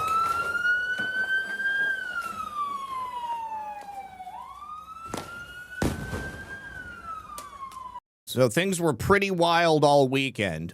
Now, they also, in Minneapolis, arrested this woman because she was deploying these devices, homemade caltrops, which are basically things with screws in them to pop the tires of law enforcement vehicles. She was apprehended. She was found to be carrying a bag of these things. And obviously, you know, they've been going up and popping tires, slashing tires. Lots of left-wing women have been involved. I think a lot of them have probably been told that, you know, they should be the ones doing this because they're not going to be hit quite as hard as the men. But she's being arrested. She's going to be charged with a felony. That will be it. Yeah, I think that ultimately, with regard to Bovino, we need to wait until we hear something official coming from the administration. Nick is obviously, he's a journalist on Twitter, right? Okay, there's a certain way that you post on Twitter. Outrage is going to sell and get clicks and shares a lot faster than a simple headline or maybe a nuanced approach. And that's not to say that Nick's doing anything wrong. I just understand the audience. All right. Now, also over the weekend, Tim Walz deployed the National Guard after the shooting of Alex Preddy. But rather than sending the National Guard in to protect the federal agents, they sent them out to distribute coffee, snacks, and hot chocolate to the Antifa mob, which is totally on brand for Tim Walz and Minnesota. But I would imagine it probably was pretty humiliating for the National Guard members. Jixerman says filming equals documenting. Filming while impeding while filming, it does not equal impeding, does not equal documenting. Yes, it equals impeding, definitely. All right, now, after the shooting of Alex Pretty, Cam Higbee, another citizen journalist on X, he was able to infiltrate the Ice Watch signal chats. These signal chats are essentially an organized insurrection communication platform for the left-wing Antifa agitators on the ground in Minneapolis to coordinate the actions of these people. Alex Pretty, it was determined, was a member of these chats. Now, what's even more shocking about this, not only the fact that this is clearly a military insurgency type of playbook on the ground here in Minnesota, but it was effectively being run by numerous politicians, Democrat, communist politicians, because they don't have Democrats in Minnesota. They have the Democrat Farm Labor Party, which is DFL, which are basically communists, including Tim Walz's Lieutenant Governor Peggy Flanagan. Also, a former Tim Walz campaign advisor named Amanda Kohler. So, Cam published these signal chats on Sunday. It's now being called Signalgate, which is hilarious because they coined that phrase for the signal controversy with Department of War Secretary Pete Hegseth. And this is not simply an innocent multiple person chat. This is far beyond protest. This is insurrection coordination. And it is, in every respect, something that has been seen in foreign lands. This is, Colonel Towner Watkins talks a lot about Gladio. This is basically Gladio tactics being used here in the United States of America. This is what we've done in other countries. This is what our enemies have done against us because they've taken our tactics and they have learned to deploy them against us. But it suggests that the organized pressure campaigns that we see going against federal agents on the ground, it is a low-level insurgency. These people are taking direction. They are being given tasks, and the information directing them and where they're supposed to go out on the streets are being deployed through this encrypted chat platform Signal. So there is a command and control structure of Antifa insurrectionists on the ground. And each of these chats have a maximum number of 1,000 people who can join. They are then deleted at the end of every single day. Every single individual who is a member of these groups has a role and a task, and next to their names, they have emojis to indicate what their job is. Again, we had Lieutenant Governor Peggy Flanagan. We have Tim Walz, former campaign advisor Amanda Kohler. You see her on screen. We also have Minneapolis City Council member Orrin Chowdhury. They've all been identified as key figures. They're not just in the chats, but they are admins of the chats. Now, Orrin Chowdhury, Minneapolis, Ward 12, you can see here, that's her, and then she's right here in this Signal chat. So there's no mistaking it. Now, here you can see a couple of the admins. Cam had published screenshots. He published screen recordings and videos. So, you can see that this is all legit. So many people in these chats. And I just want you to see, you've got like these people who just have hearts next to their names or, like a lock. I don't know that is part of their job, but the people who have a car next to them, those are like the people who are driving around following ICE.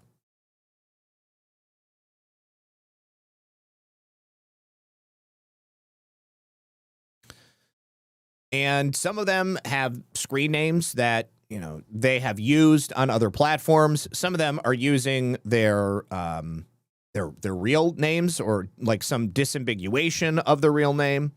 So it makes it easier to determine who they are. But Cam did a great job in infiltrating these chats. So Amanda Noel Kohler is a far-left Democrat protest organizer and, again, campaign strategist for Tampon Tim Walz. She was a signal group leader coordinating these targeted attacks and doxings against federal agents. After she was exposed, she shut down her social media. The Signal group even has a Signal chat guide. They have trainings for these people. So you can see here, this is a graphic that they put out, a community hub, chat, plan events, spread non-emergent news, get to know your neighbors, North Minneapolis anti-ICE Signal chat guide, commute and patrol chat. Use this chat to ask for a license plate check. They have access to license plate databases, which indicates that they have law enforcement working with them. Report location, direction of suspicious vehicles, check in with your location and direction, ask for a commute or patrol partner, join the active chat when you're out, even if you don't have anything to say immediately. This is the call we use to organize responders to follow ICE. Almost everything ICE related goes in the commute and patrol chat. RR, use only RR chat when you see or have trusted secondhand report of 2 or more ICE vehicles parked and running. Use salute for staging. Salute is a military acronym. We'll go over that in a minute. Use salute for abduction in progress, which is the arrest of some of these illegals. On your way to an active RR, react to the original salute, then join the patrol chat. Salute means size, activity, location, uniform, time, and equipment. So it's a reporting format to give information about what these people are seeing. Are you on scene? Record, whistle, honk, make noise. ICE is here. La migra está aquí. So the Signal chat right here was first reported by Cam Higby. I have infiltrated organizational signal groups all around Minneapolis with the sole intention of tracking down federal agents and impeding, assaulting, and obstructing them. Here is another internal screen recording of that Signal chat.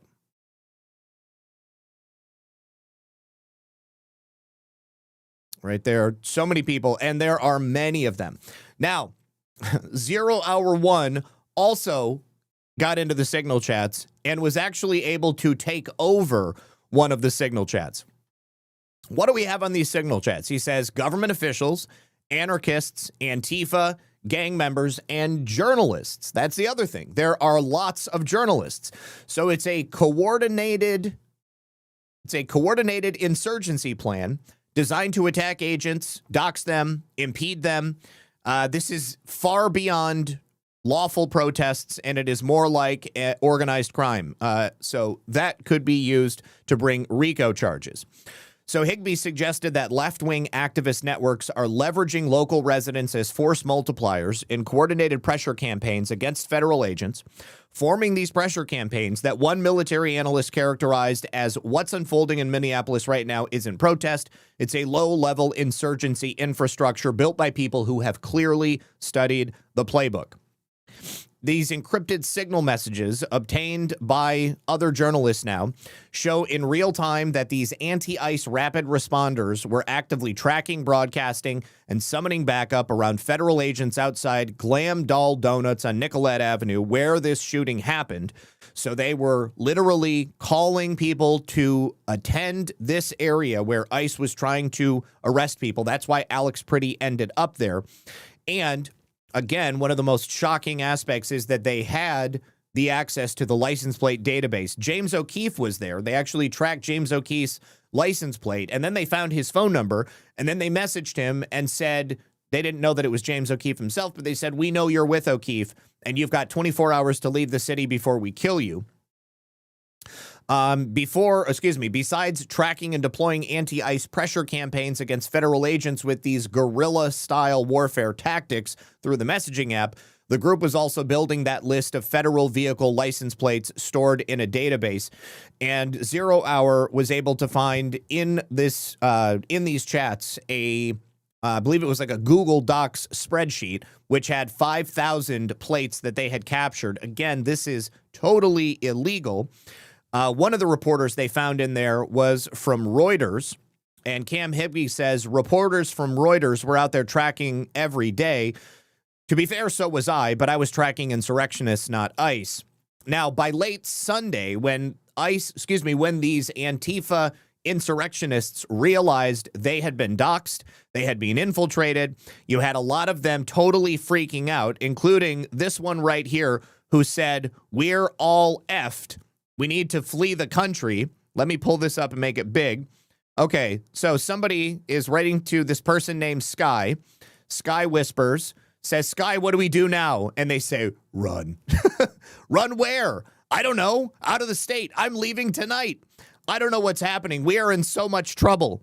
Why would we be in trouble? Relax. Signal is not secure. I worked in communications. Once they figure out where we are, it's only a matter of time. Flan has been exposed. That is Peggy Flanagan, the lieutenant governor for Tim Walz. She was active in these chats, and she was an admin of these chats. We're all effed. I need to leave this state.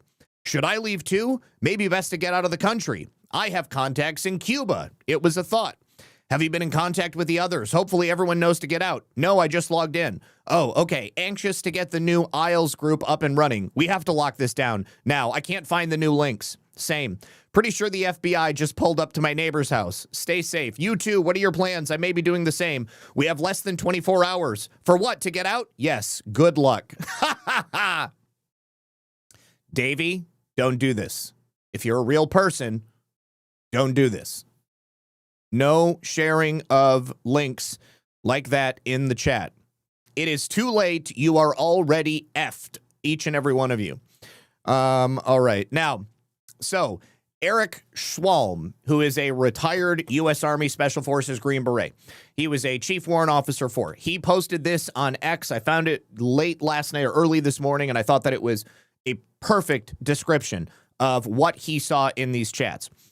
He says, as a former Special Forces warrant officer with multiple rotations running counterinsurgency ops, both hunting insurgents and trying to separate them from sympathetic populations, I've seen organized resistance up close.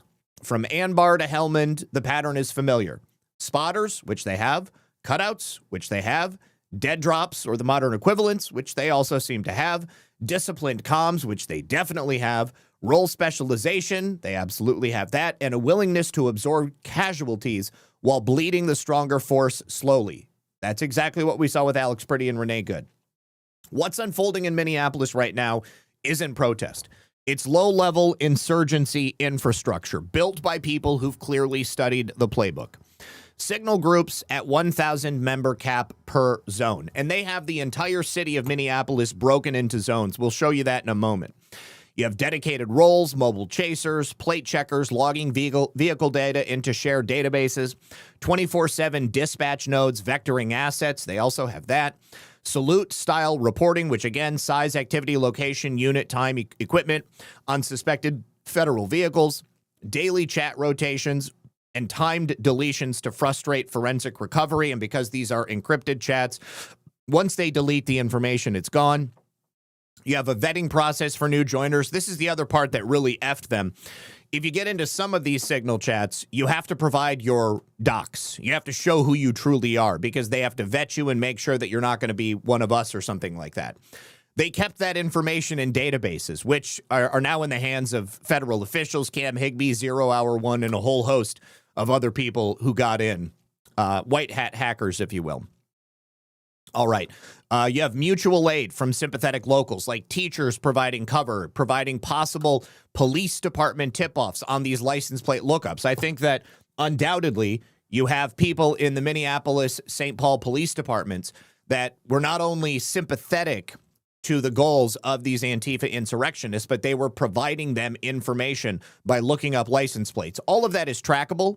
Once the feds start investigating, they're going to be able to figure out which police, if any, were helping these people, aiding them and allowing them to look up access to information that they shouldn't have had.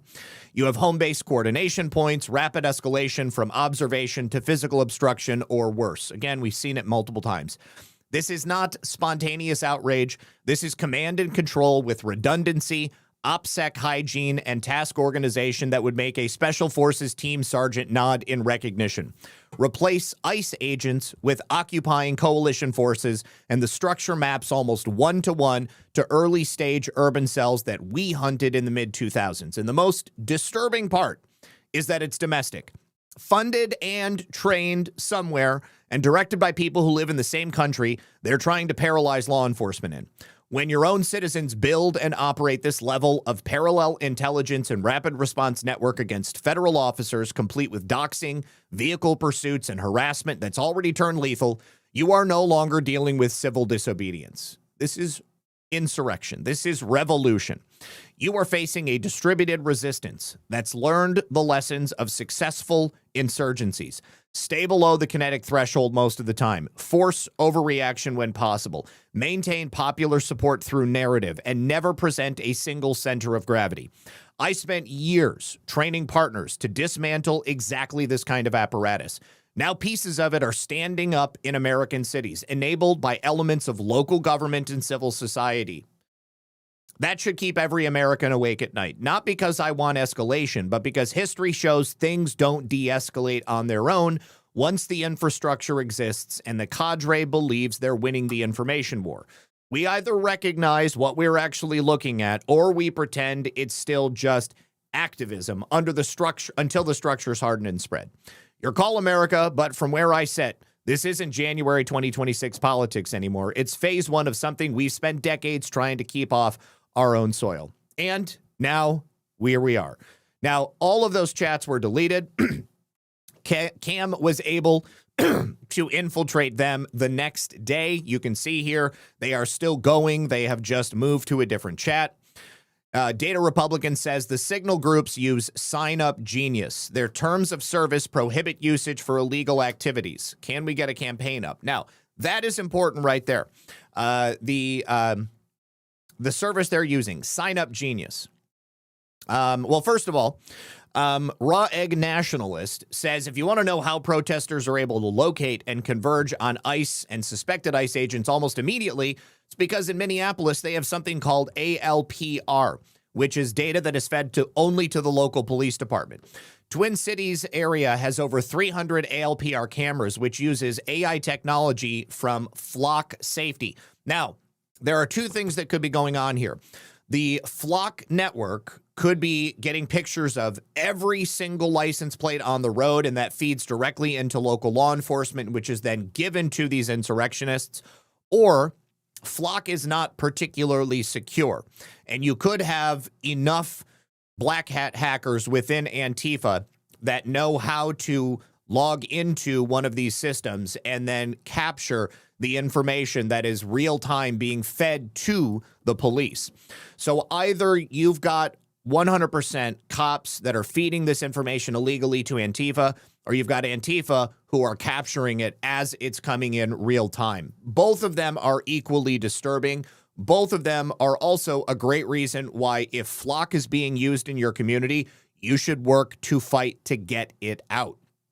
Now, another person in the Minneapolis ICE Watch Signal Chat is a woman who's employed by the Minnesota Department of Education. Her name is Alyssa Pollock, and you can find her right here. This is her profile. This is her employment information. She works as an assessment coordinator at Kenwood Elementary School, and here she is listed inside one of those Signal chats. I had already mentioned Peggy Flanagan, but I want to take you back to the sign-up genius aspect. This is how these people gain access to these chats and the deeper levels. This is a confirmation email from Sign Up Genius. You can actually go to the link right here. But the sign-up was for Scott County ICE Watch, and it is very clearly signed at the bottom, Brad. Brad is a local politician in Minneapolis. And this guy right here, Brad, is somebody who ought to know better than anybody else.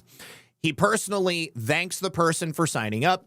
He gives instructions for patrol shifts, the Signal app usage, which chats to use for what reasons.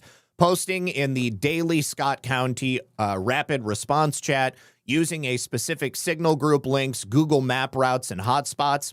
He explains how to use the dispatch and the procedures and links to an overview.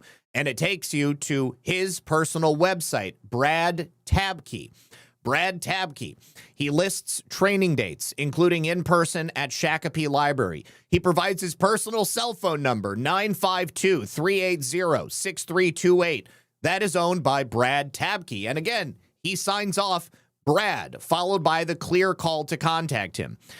This is Representative Brad Tabke himself, who is running, organizing, and coordinating the Ice Watch program for Scott County, Minnesota, including recruiting people to get them to be part of the dispatch group, to be part of the training group, even getting food and receiving packages or deliveries for these protesters at the New Creation Church, which is located in Shakopee. Combine this with everything else that's already public. He has publicly made real-time postings of ICE locations, doxing their movements in Shakopee. He does this multiple times a day. His public statements thanking people who have joined our ICE Watch Shakopee group. Conservative media and X have made posts documenting that he operates a semi-private dispatch patrol network via sign-up sites, via this sign-up form intake. Reports have been made that since he was exposed, he had to lock down and change this sign-up process after people started filling it out, trolls, basically. The confirmation email is a smoking gun that proves that Brad Tabke, Representative Brad Tabke, is personally organizing and leading this rapid response watch and interface effort against ICE operations. Again, this is not activism. This is an active insurgency that is being committed by state government in Minnesota against federal agents. So this is about as real as it gets for people engaging in insurrection against the government of the United States. Isle of White Privilege says, check out the big brain on Brad. That's one of my favorite lines. And yeah, Brad is not too bright. Hey, would you blow me? Says, earlier this morning, on Trump posted on Truth Social that Ilhan Omar had a net worth of $44 million. Yet we've been told that it was only $30 million. I already am aware of that, and I was going to mention that here in just a few minutes. So yeah, thank you for that.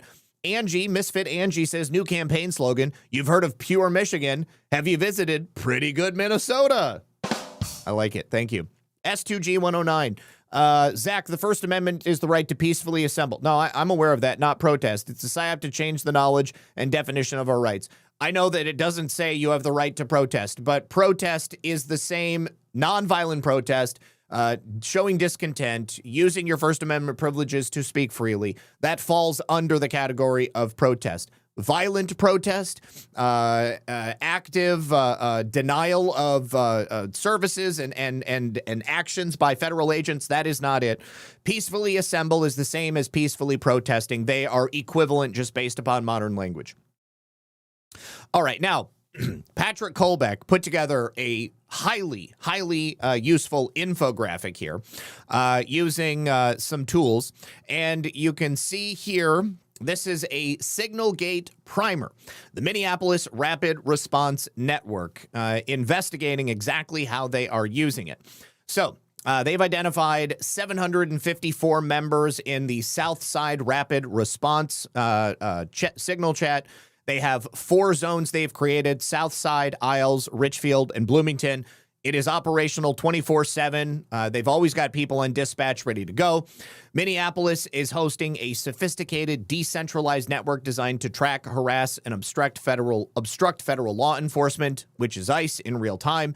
It's not spontaneous. It is structured, and it is obviously cleverly put together. You are, of course, creating this report using open source intel.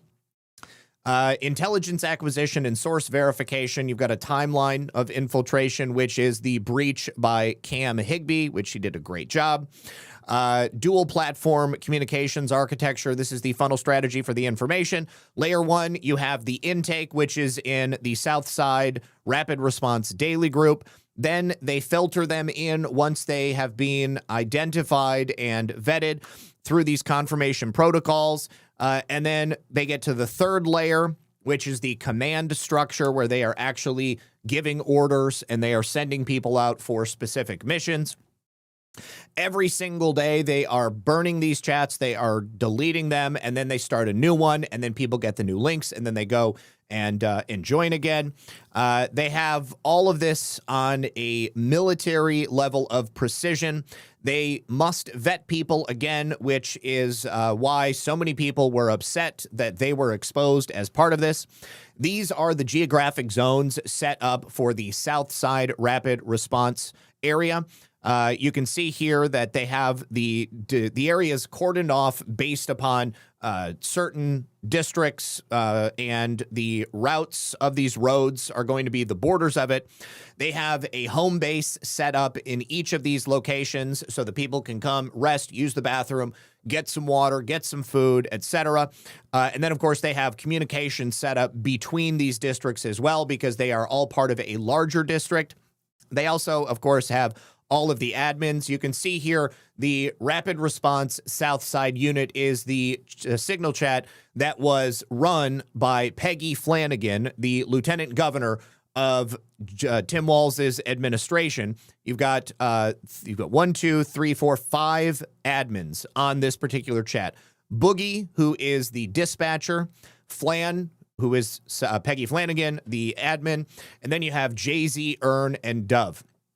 So they coordinate through this master spreadsheet, which was also captured as a result of this infiltration.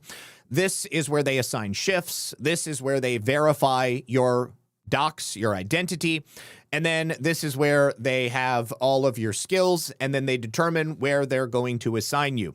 They got the spotters, the field units, and then people working at dispatch.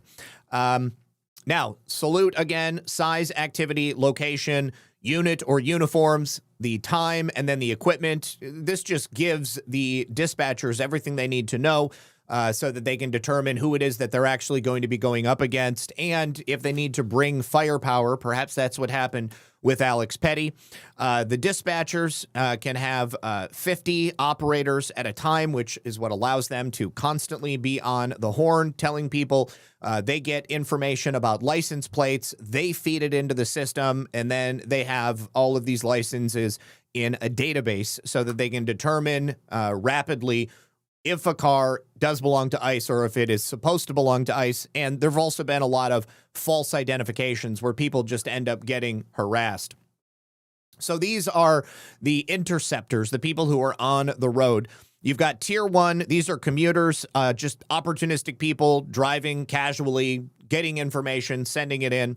Then you have the people who are dispatched by dispatch to go out, and they are dedicated, driving around the streets. These would be the people that you see that are, perhaps following ICE down a particular block.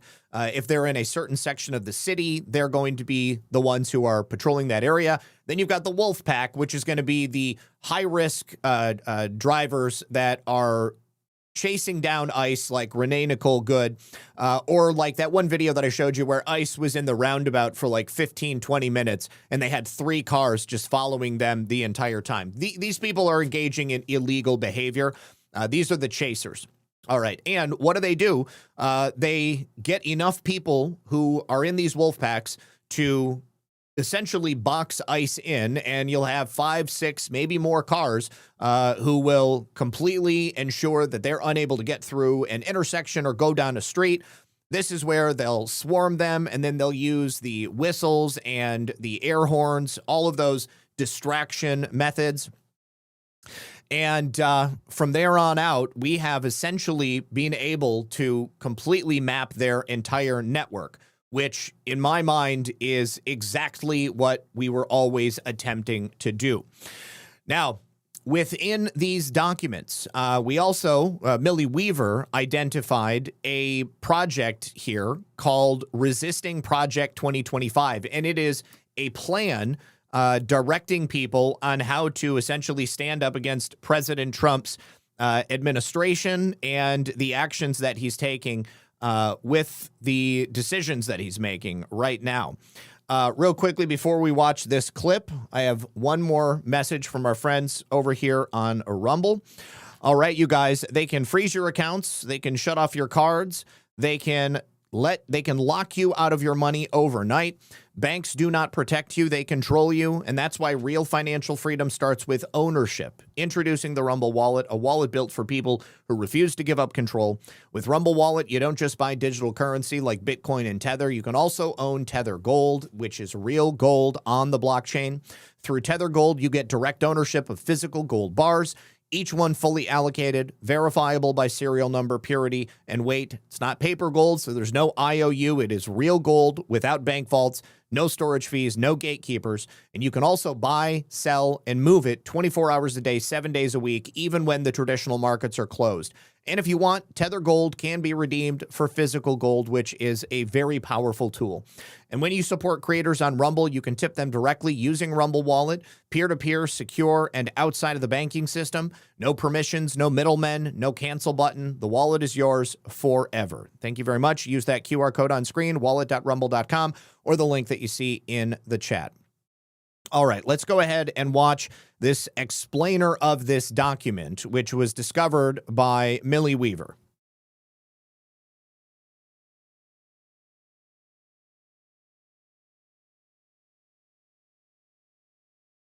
Come on.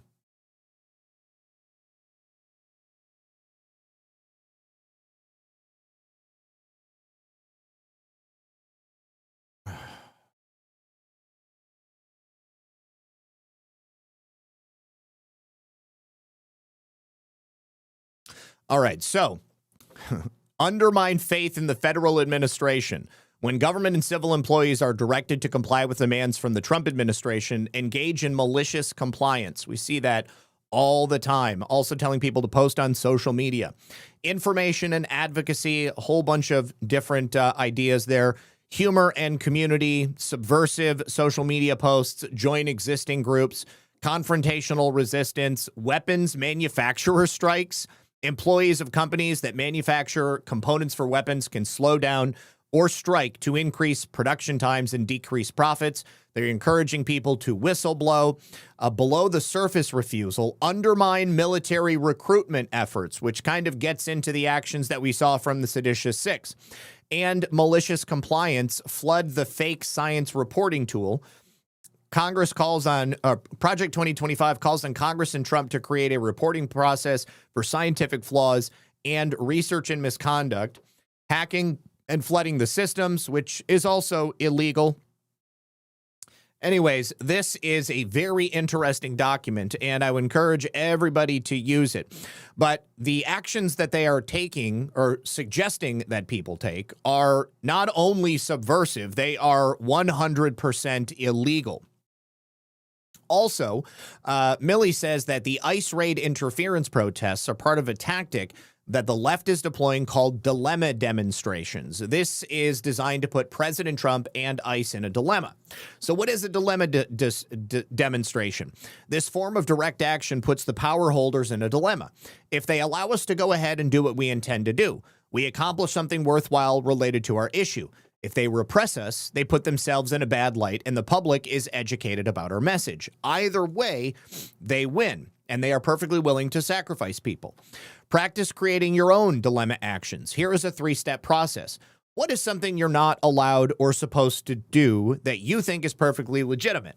Well, in this instance, impeding the actions of ICE. Number 2. Think of a simple action you could take that would dramatize what is wrong with the current situation. They go out onto the streets. They put a camera in ICE's face. They say, show me a warrant. Get out of my neighborhood. You're not welcome here. Why are you hitting this woman's car? And then you take the video and they publish it. Adjust the plan so it could handle being stopped, but would still be a meaningful win if it happened. Let's try it and let's see how it goes. Here are examples. When the Canadian government refused to make public draft documents in their negotiations over the free trade agreement of the Americas. Operation Salami organized hundreds of citizens to promise to help release these draft documents. Over a dramatic month, this demand was played out in public, and eventually hundreds showed up holding search and rescue warrants and attempted a nonviolent seizure of what they believed should be public documents, even though they weren't yet. The government responded by arresting 100 citizens for requesting their right to information. In response, the media and general public demanded to know what the government was trying to hide. The government eventually caved, and the FTAA failed soon after. Operation Salami's dilemma demonstration tactic, as part of a broader nonviolent campaigning strategy, pressured the government to act according to its professed values and at the requests of citizens. Finally, another example, openly providing sanctuary, defying the law, which is what they're telling people to do in Minnesota. Some immigrant rights groups only have openly offered sanctuary to folks facing final deportation orders. For example, the New Sanctuary Movement of Philadelphia provided sanctuary for mother of two, Angela Navarro. She stayed in a church around the clock, during which she and others in NSM mobilized public pressure. The openness of NSM is their strategy resulted in a dilemma for immigration authorities: invade churches or allow them to practice the teachings of their faith. In multiple cases, immigration authorities caved, and 2 months after being in sanctuary, she won a stay and remains with her family. Now, they are also teaching people how to engage in jury nullification. Here is a document that was found by this woman on X, Shar. Never seen her before, but you've got the document link right there, and I checked it out. So the mission statement: the mission of the Grand Jury Resistance Project was to coordinate powerful and effective resistance around the country to the epidemic of governmental political repression waged in the form of grand jury investigations, surveillance, political prosecutions, and collaboration between federal and local agencies to deny basic constitutional rights. Purpose statement is that the GJRP existed in the mid to late 2000s as a coalition of lawyers, activists, and individuals targeted by government harassment. The efforts of the Grand Jury Project included public education and training, organizing demonstrations, utilizing the media, consolidating current grand jury information, and the development of affirmative legal responses.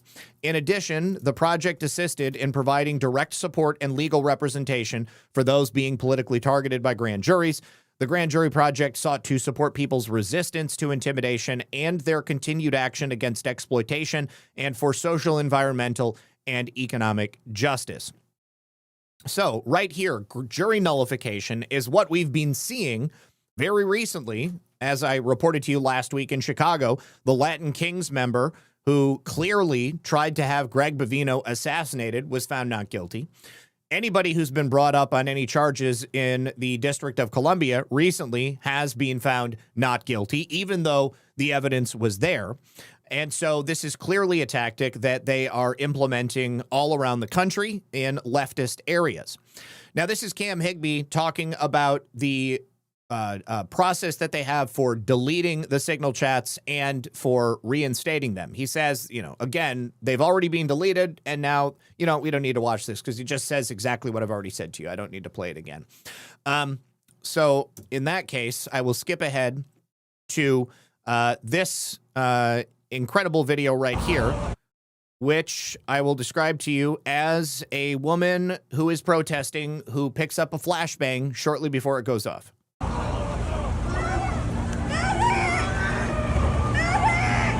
Medic. Oh my god. Oh my god. Oh my god. Oh my god. Oh my god. So it appears that flashbang went off in her hand and she lost at least a part of it, which is tragic. Tragic, tragic, tragic.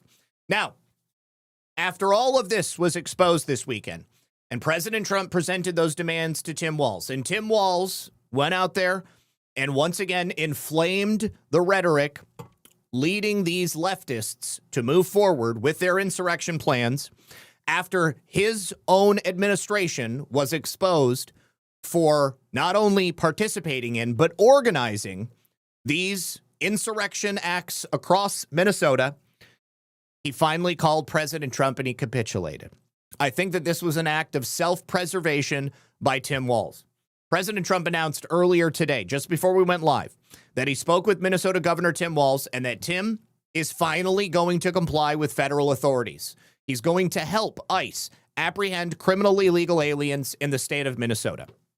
So this is just hours after it was announced that Tom Homan will be traveling to Minnesota tonight. We're going to watch something from Tom Homan in a moment. And this is where actually, let me go ahead and jump to that first.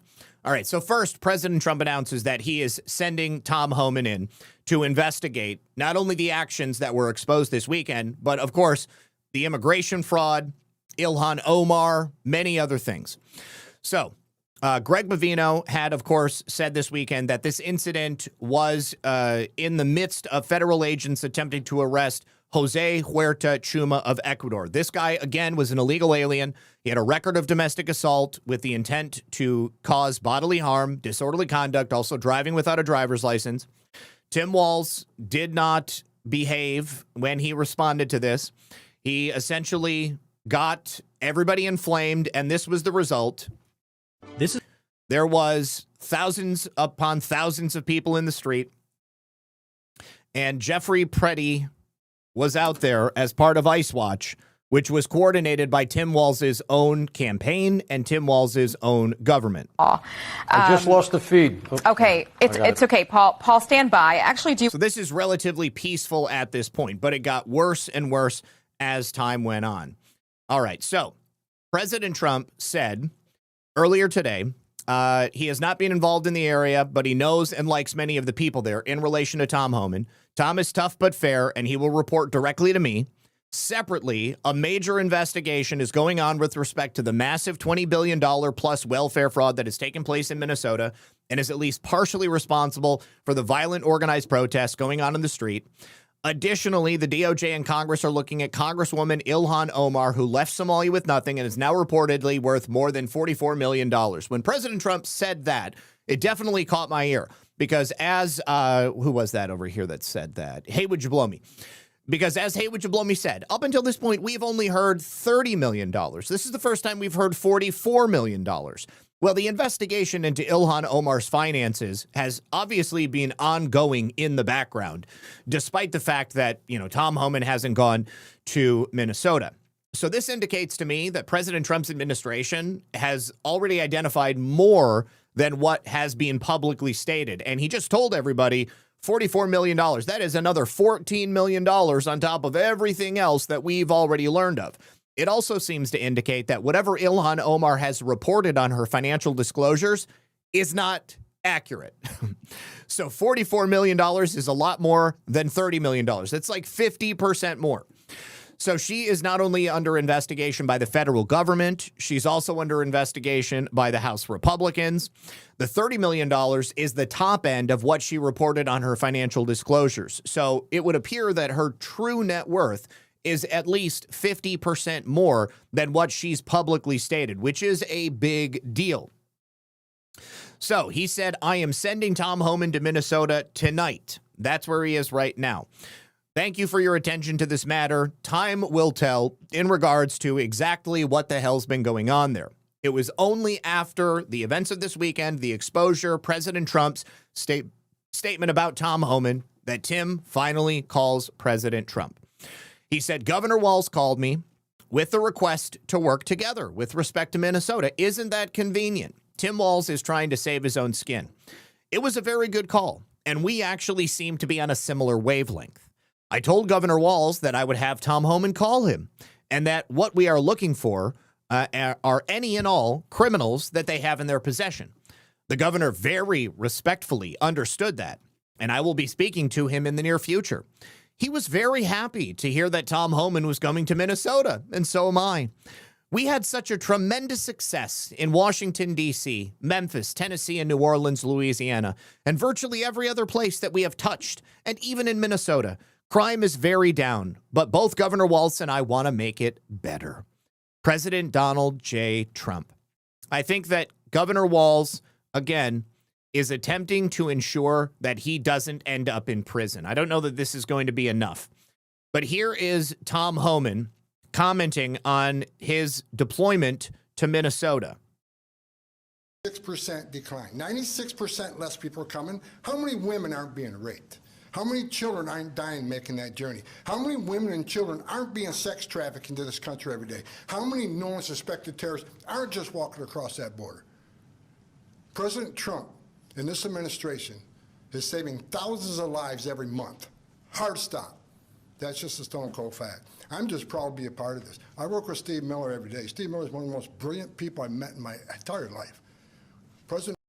Now, my next question is, what are the rank and file on the ground going to do to Tim Walz now that he has capitulated and he is helping the administration?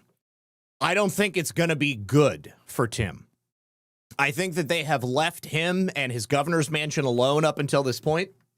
I think he's likely going to have to move out of that governor's mansion, or he's going to have the National Guard deployed to his personal property. Well, not even his property. It's the state's property. This is just where he lives. He's going to have himself protected. And I think that this is going to make things even worse for Tim in the state of Minnesota. He's hoping that by sucking up to the president and finally doing what has been asked all this time, this is going to be enough to save him. But I don't think that the rank and file Antifa insurrectionists or the members of his own administration who have been helping these people, I don't think that they're going to take this very kindly. All right, now, let me see. G. Fontez, Little Peachy said, Bovino is still leading Border Patrol, press secretary said. Yeah, that's what I was thinking. It just looks like Nick was just making that announcement. Let me go to Caroline Levitt and see if she has made a announcement.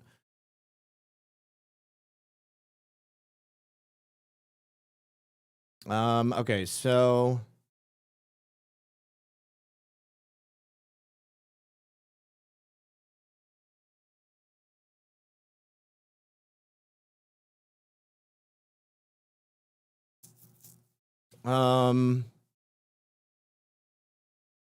I don't see anything. I'm sure that they're going to. I'm sure that they are going to say something about this because people are saying this. Nick sort of reported it without giving any sort of sources or anything like that. Here is Caroline Levitt basically saying what is going to happen to Tim Walz and Jacob Frey if they don't acquiesce as they have stated they are willing to do. Minnesota. Number 1, Governor Walz, Mayor Frey, and all Democrat leaders should turn over all criminal illegal aliens currently incarcerated in their prisons and jails to federal authorities, along with any illegal aliens with active warrants or known criminal histories for immediate deportation. Number 2, state and local law enforcement must agree to turn over all illegal aliens who are arrested by local police. And then thirdly, local police must assist federal law enforcement in apprehending and detaining illegal aliens who are wanted for crimes, especially violent crimes. If Governor Walz and Mayor Frey implement these common sense cooperative measures that I will add have already been implemented in nearly every single other state across the country, Customs and Border Patrol will not be needed to support ICE on the ground in Minnesota. ICE and local law enforcement can peacefully work together, as they are effectively doing in so many other states and jurisdictions. Additionally, President Trump is calling on the United States Congress to immediately pass legislation ending sanctuary cities once and for all. American cities should be safe sanctuaries for law-abiding citizens only, not for dangerous illegal alien criminals who broke our nation's laws and do not belong here. We hope Governor Walz... Okay, so he is going to acquiesce. He has no choice at this time. Now, my neighbor just sent me this. So his church, Coastal Family Church in Flagler, is currently barred from holding worship services, and the Liberty Council has just filed an appeal to the 5th District Circuit Court of Appeals as of last Friday. So the appeal is on behalf of the pastor, Roderick Palmer, at Coastal Family Church, and it requests an immediate stay and reversal of a temporary injunction that is prohibiting the church from holding in-person worship services at their location in Flagler County. So this injunction was from January 23rd. It took immediate effect, and it's obviously unconstitutional in its restriction of the First Amendment rights of the parishioners, their assembly, their free exercise of religion. It also violates Florida law by preventing the church from using their own property to gather and hold services. Now, the church has already suffered irreparable harm by having been forcibly closed for this one Sunday service. This past yesterday, they were unable to hold it. Back in August of 2025, a lawsuit was filed against Coastal Family Church from the Property Association, which is a company called Flagler Square Jacks Incorporated. They were seeking to enforce a restrictive covenant banning and prohibiting public assembly at the properties in this Flagler Square strip mall. Now, the church argues that the covenant is ambiguous, selectively enforced, and unlawful under both state and federal law. And they also claim that the services would, the association claims that the services would overwhelm available parking at all times. So my question then is, why would they allow them to take ownership of this property if they didn't want them meeting there in the first place? But on Sundays, there are more than 160 parking spots available. And the condominium declaration also prohibits strip malls from being used as discount stores, banquet halls, bingo parlors, or other places of assembly. However, what you'll find at Flagler Square is that they have a consignment store. The Fraternal Order of Police Lodge is there as well. They regularly host bingo nights, which means that people are congregating. They also rent the facility to the public for public assembly. And there's no evidence of any parking problems. The city formally approved the church's zoning special exception, which is how they were able to get into this location in the first place. And the trial court still issued an order preventing them from being able to meet this past Sunday. And obviously it's ongoing until this appeal is addressed. The court order to bar the church from using their own property for worship constitutes a prior restraint on speech, assembly, and religious exercise, which is obviously the most serious and least tolerable form of infringement on First Amendment rights. That is from the Liberty Counsel attorneys. And in cases like this in the past, courts have consistently held that closing a house of worship triggers a loss of First Amendment freedoms, even if it happens briefly, and it always causes irreparable harm. So the order has already prevented them from meeting for this one service. Every additional injunction, every additional week the injunction is in place would compound their constitutional injury. That injury would not be able to be undone. You could see drops in attendance. People may leave the church and go someplace else because they want to meet, they want to worship, they want to have the community. There is also an obvious decline in donations, which are required to maintain operations, pay the rent, pay the staff, and do whatever other services they have in the community. So this is pretty serious, and my neighbor just sent this over to me because he and his family were directly affected by this. So I'm going to keep an eye on this because this is right in my backyard. Yeah, it's right here in Flagler County, Florida. I believe it's Flagler Beach. All right. Let me see. Oh my God. Okay. This is an absolutely unhinged take by a Minnesota leftist who goes on CNN and suggests that ICE is going to start putting people in ovens. This is obviously part of that same type of Nazi rhetoric that Tim and the others were engaging in. Also, thank you very much to Hairball Wizard for the 5 gifted subscriptions. Appreciate you, Hairball Wizard. Thank you very much. I understand that, but they take people to Fort Snelling here, which literally was built as a concentration camp, and Alligator Alcatraz, which I think we can all agree is a concentration camp.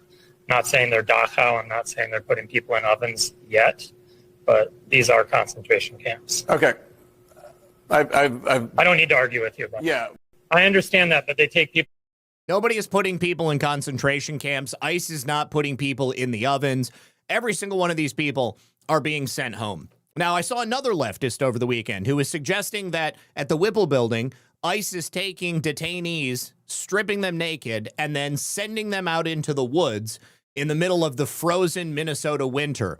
Now, if that was happening, there would be frozen bodies surrounding the Whipple building, but that has never happened. I'm going to end with this.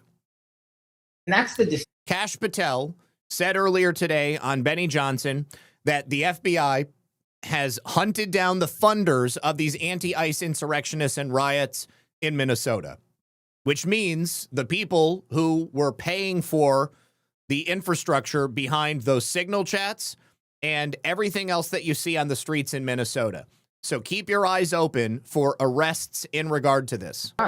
And that's the distinction. If you want to go out there and peacefully protest, have at it. You want to go out there and use your Second Amendment right to bear arms, okay, no problem. But look at the situation in Minnesota. This is not something that just happened overnight. They've been rioting recklessly, destroying federal vehicles, ramming federal agents, literally hitting them, striking them, and as you just highlighted, using coordinated attacks to threaten their families. None of that is lawful, and none of that will be tolerated. You do not get to touch law enforcement. And we've got also investigations ongoing into the funding of this. We've made actual substantial progress. I just can't publicize it yet. But we've actually found groups and individuals responsible for funding it because it's not happening organically. This is incredible. And we've all known that this was coming. We've been waiting for this to happen. We are finally here. I believe very soon we will see far more action in Minnesota. It makes a big difference now that Tim Walz is capitulating and he will be participating and assisting the federal government. We've gotten to the point where either Tim Walz had to back the insurrectionists fully or he had to back the federal government. And Tim Walz is already under federal investigation. He's facing a lot of pressure. That man is not necessarily an ideologue. He is, however, interested in self-preservation. Denise Ann says, is that Flagler Beach? Yes, Flagler Beach, Palm Coast or Vanilla. It is Flagler Beach. It's Flagler County and it's Flagler Beach. I used to live in Palm Coast and Flagler Beach, and it's sad to see that this is happening there. Yes, it is very sad to see it happening here. I never would have thought that I would have seen that here. Little Peachy, again, thank you. Bovino is still leading the Border Patrol. I'm sure we'll have news on that tomorrow after we get some confirmation on what Nick was talking about. eGrab4 says, I'm a bit behind listening at 1.75 times, but that thing with the Somali deaths also applies to what's going on in Texas. I don't remember where I've seen it, but big fraud issue with Muslim populations. I would imagine that any of these major populations is probably not just happening among Muslims, but any of these immigrant groups, which are highly centralized and insular, they're probably all doing the same thing. But it's obvious in the Somali populations because, you've got so many of them in that area. I would imagine people who are dealing with this in Texas, you've got so many of them. And if you never have an ambulance who's called for first responders to respond to an aneurysm or a heart attack or a stroke or anything like that, and these people just kind of disappear after a time, it's definitely that. So looking forward to seeing how that all shakes out. Let me say thank you to Hogleg for the cookie. Filter Dog says, Caroline Levitt just confirmed that Commander Bovino will continue storming across the country with border agents, rounding up illegals, while Tom Homan becomes the point man in Minnesota. Okay, that makes a lot more sense. And it's already being reported Tom Homan's going to Minnesota. It relieves Greg Bovino to move to other areas of the country where he is obviously needed. Maybe he'll send him back to Illinois. The Sentinel says top Border Patrol official Gregory Bovino and some of his agents are expected to leave Minneapolis on Tuesday and return to their respective sectors. Bovino and his officers would often participate in highly choreographed and publicized shows of force. So I also want to say that this is not the first time that Bovino has left someplace to go someplace else and people have reported it as if he's being fired. So I kind of wish that Nick would have held his tongue before he went out and put that out. In Chicago, he was reprimanded by a federal judge, yes, who found his account of being hit in the head with a rock before deploying tear gas was not credible. Video evidence ultimately disproved this. Defendant Bovino admitted that he lied. I don't ever remember seeing him lying, and I actually do remember seeing the video of him getting hit. CNN, yeah, CNN's shit. Also, this is considered a character issue. In the midst of this current issue, he is being moved. I also don't believe that. I think that this is all just about Tom Homan, because he's already doing the investigation into Ilhan Omar, and he's part of the investigation into fraud. We're going to have Tom Homan on the ground, and it won't be necessary for Bovino to be there. I think Bovino doesn't have any character issues or anything like that. Filter Dog is every Minnesota politician, is every Minneapolis politician in on this? I would say probably. 8088, Bobby Digital says the fact that these idiots, or that these people can be dispatched so quickly to ICE operations gives off the optics to normies that there is more anti-ICE support than is actually present, helping it look organic. You are absolutely correct. Filter Dog, learn more with Zak in 2 hours than hours of research. Thank you for that, sir. Appreciate you. Filter Dog, I know you talked metals earlier, but what's going on? So I follow Kobayashi letters, and I think you might be referring to the Japanese issue. Gold and silver erased $1.7 trillion of market cap in 90 minutes in one of the largest reversals in history. This is going to be manipulation by the banks, because on the 28th, all of their short positions are going to come in. I don't know what they're doing in the background to do this.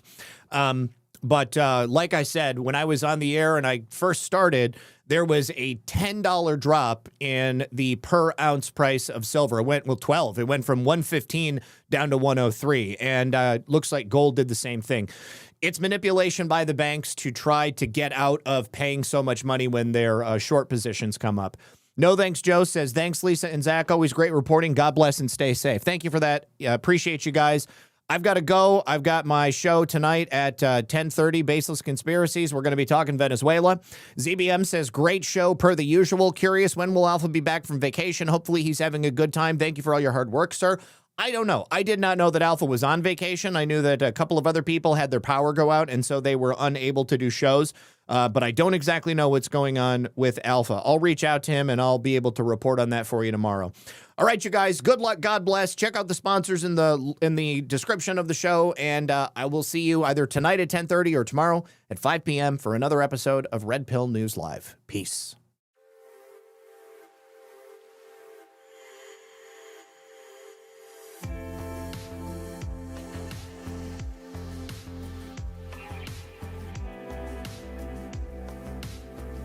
Don't forget to hit that like button, you guys. I'm about to send you over to Space Shot.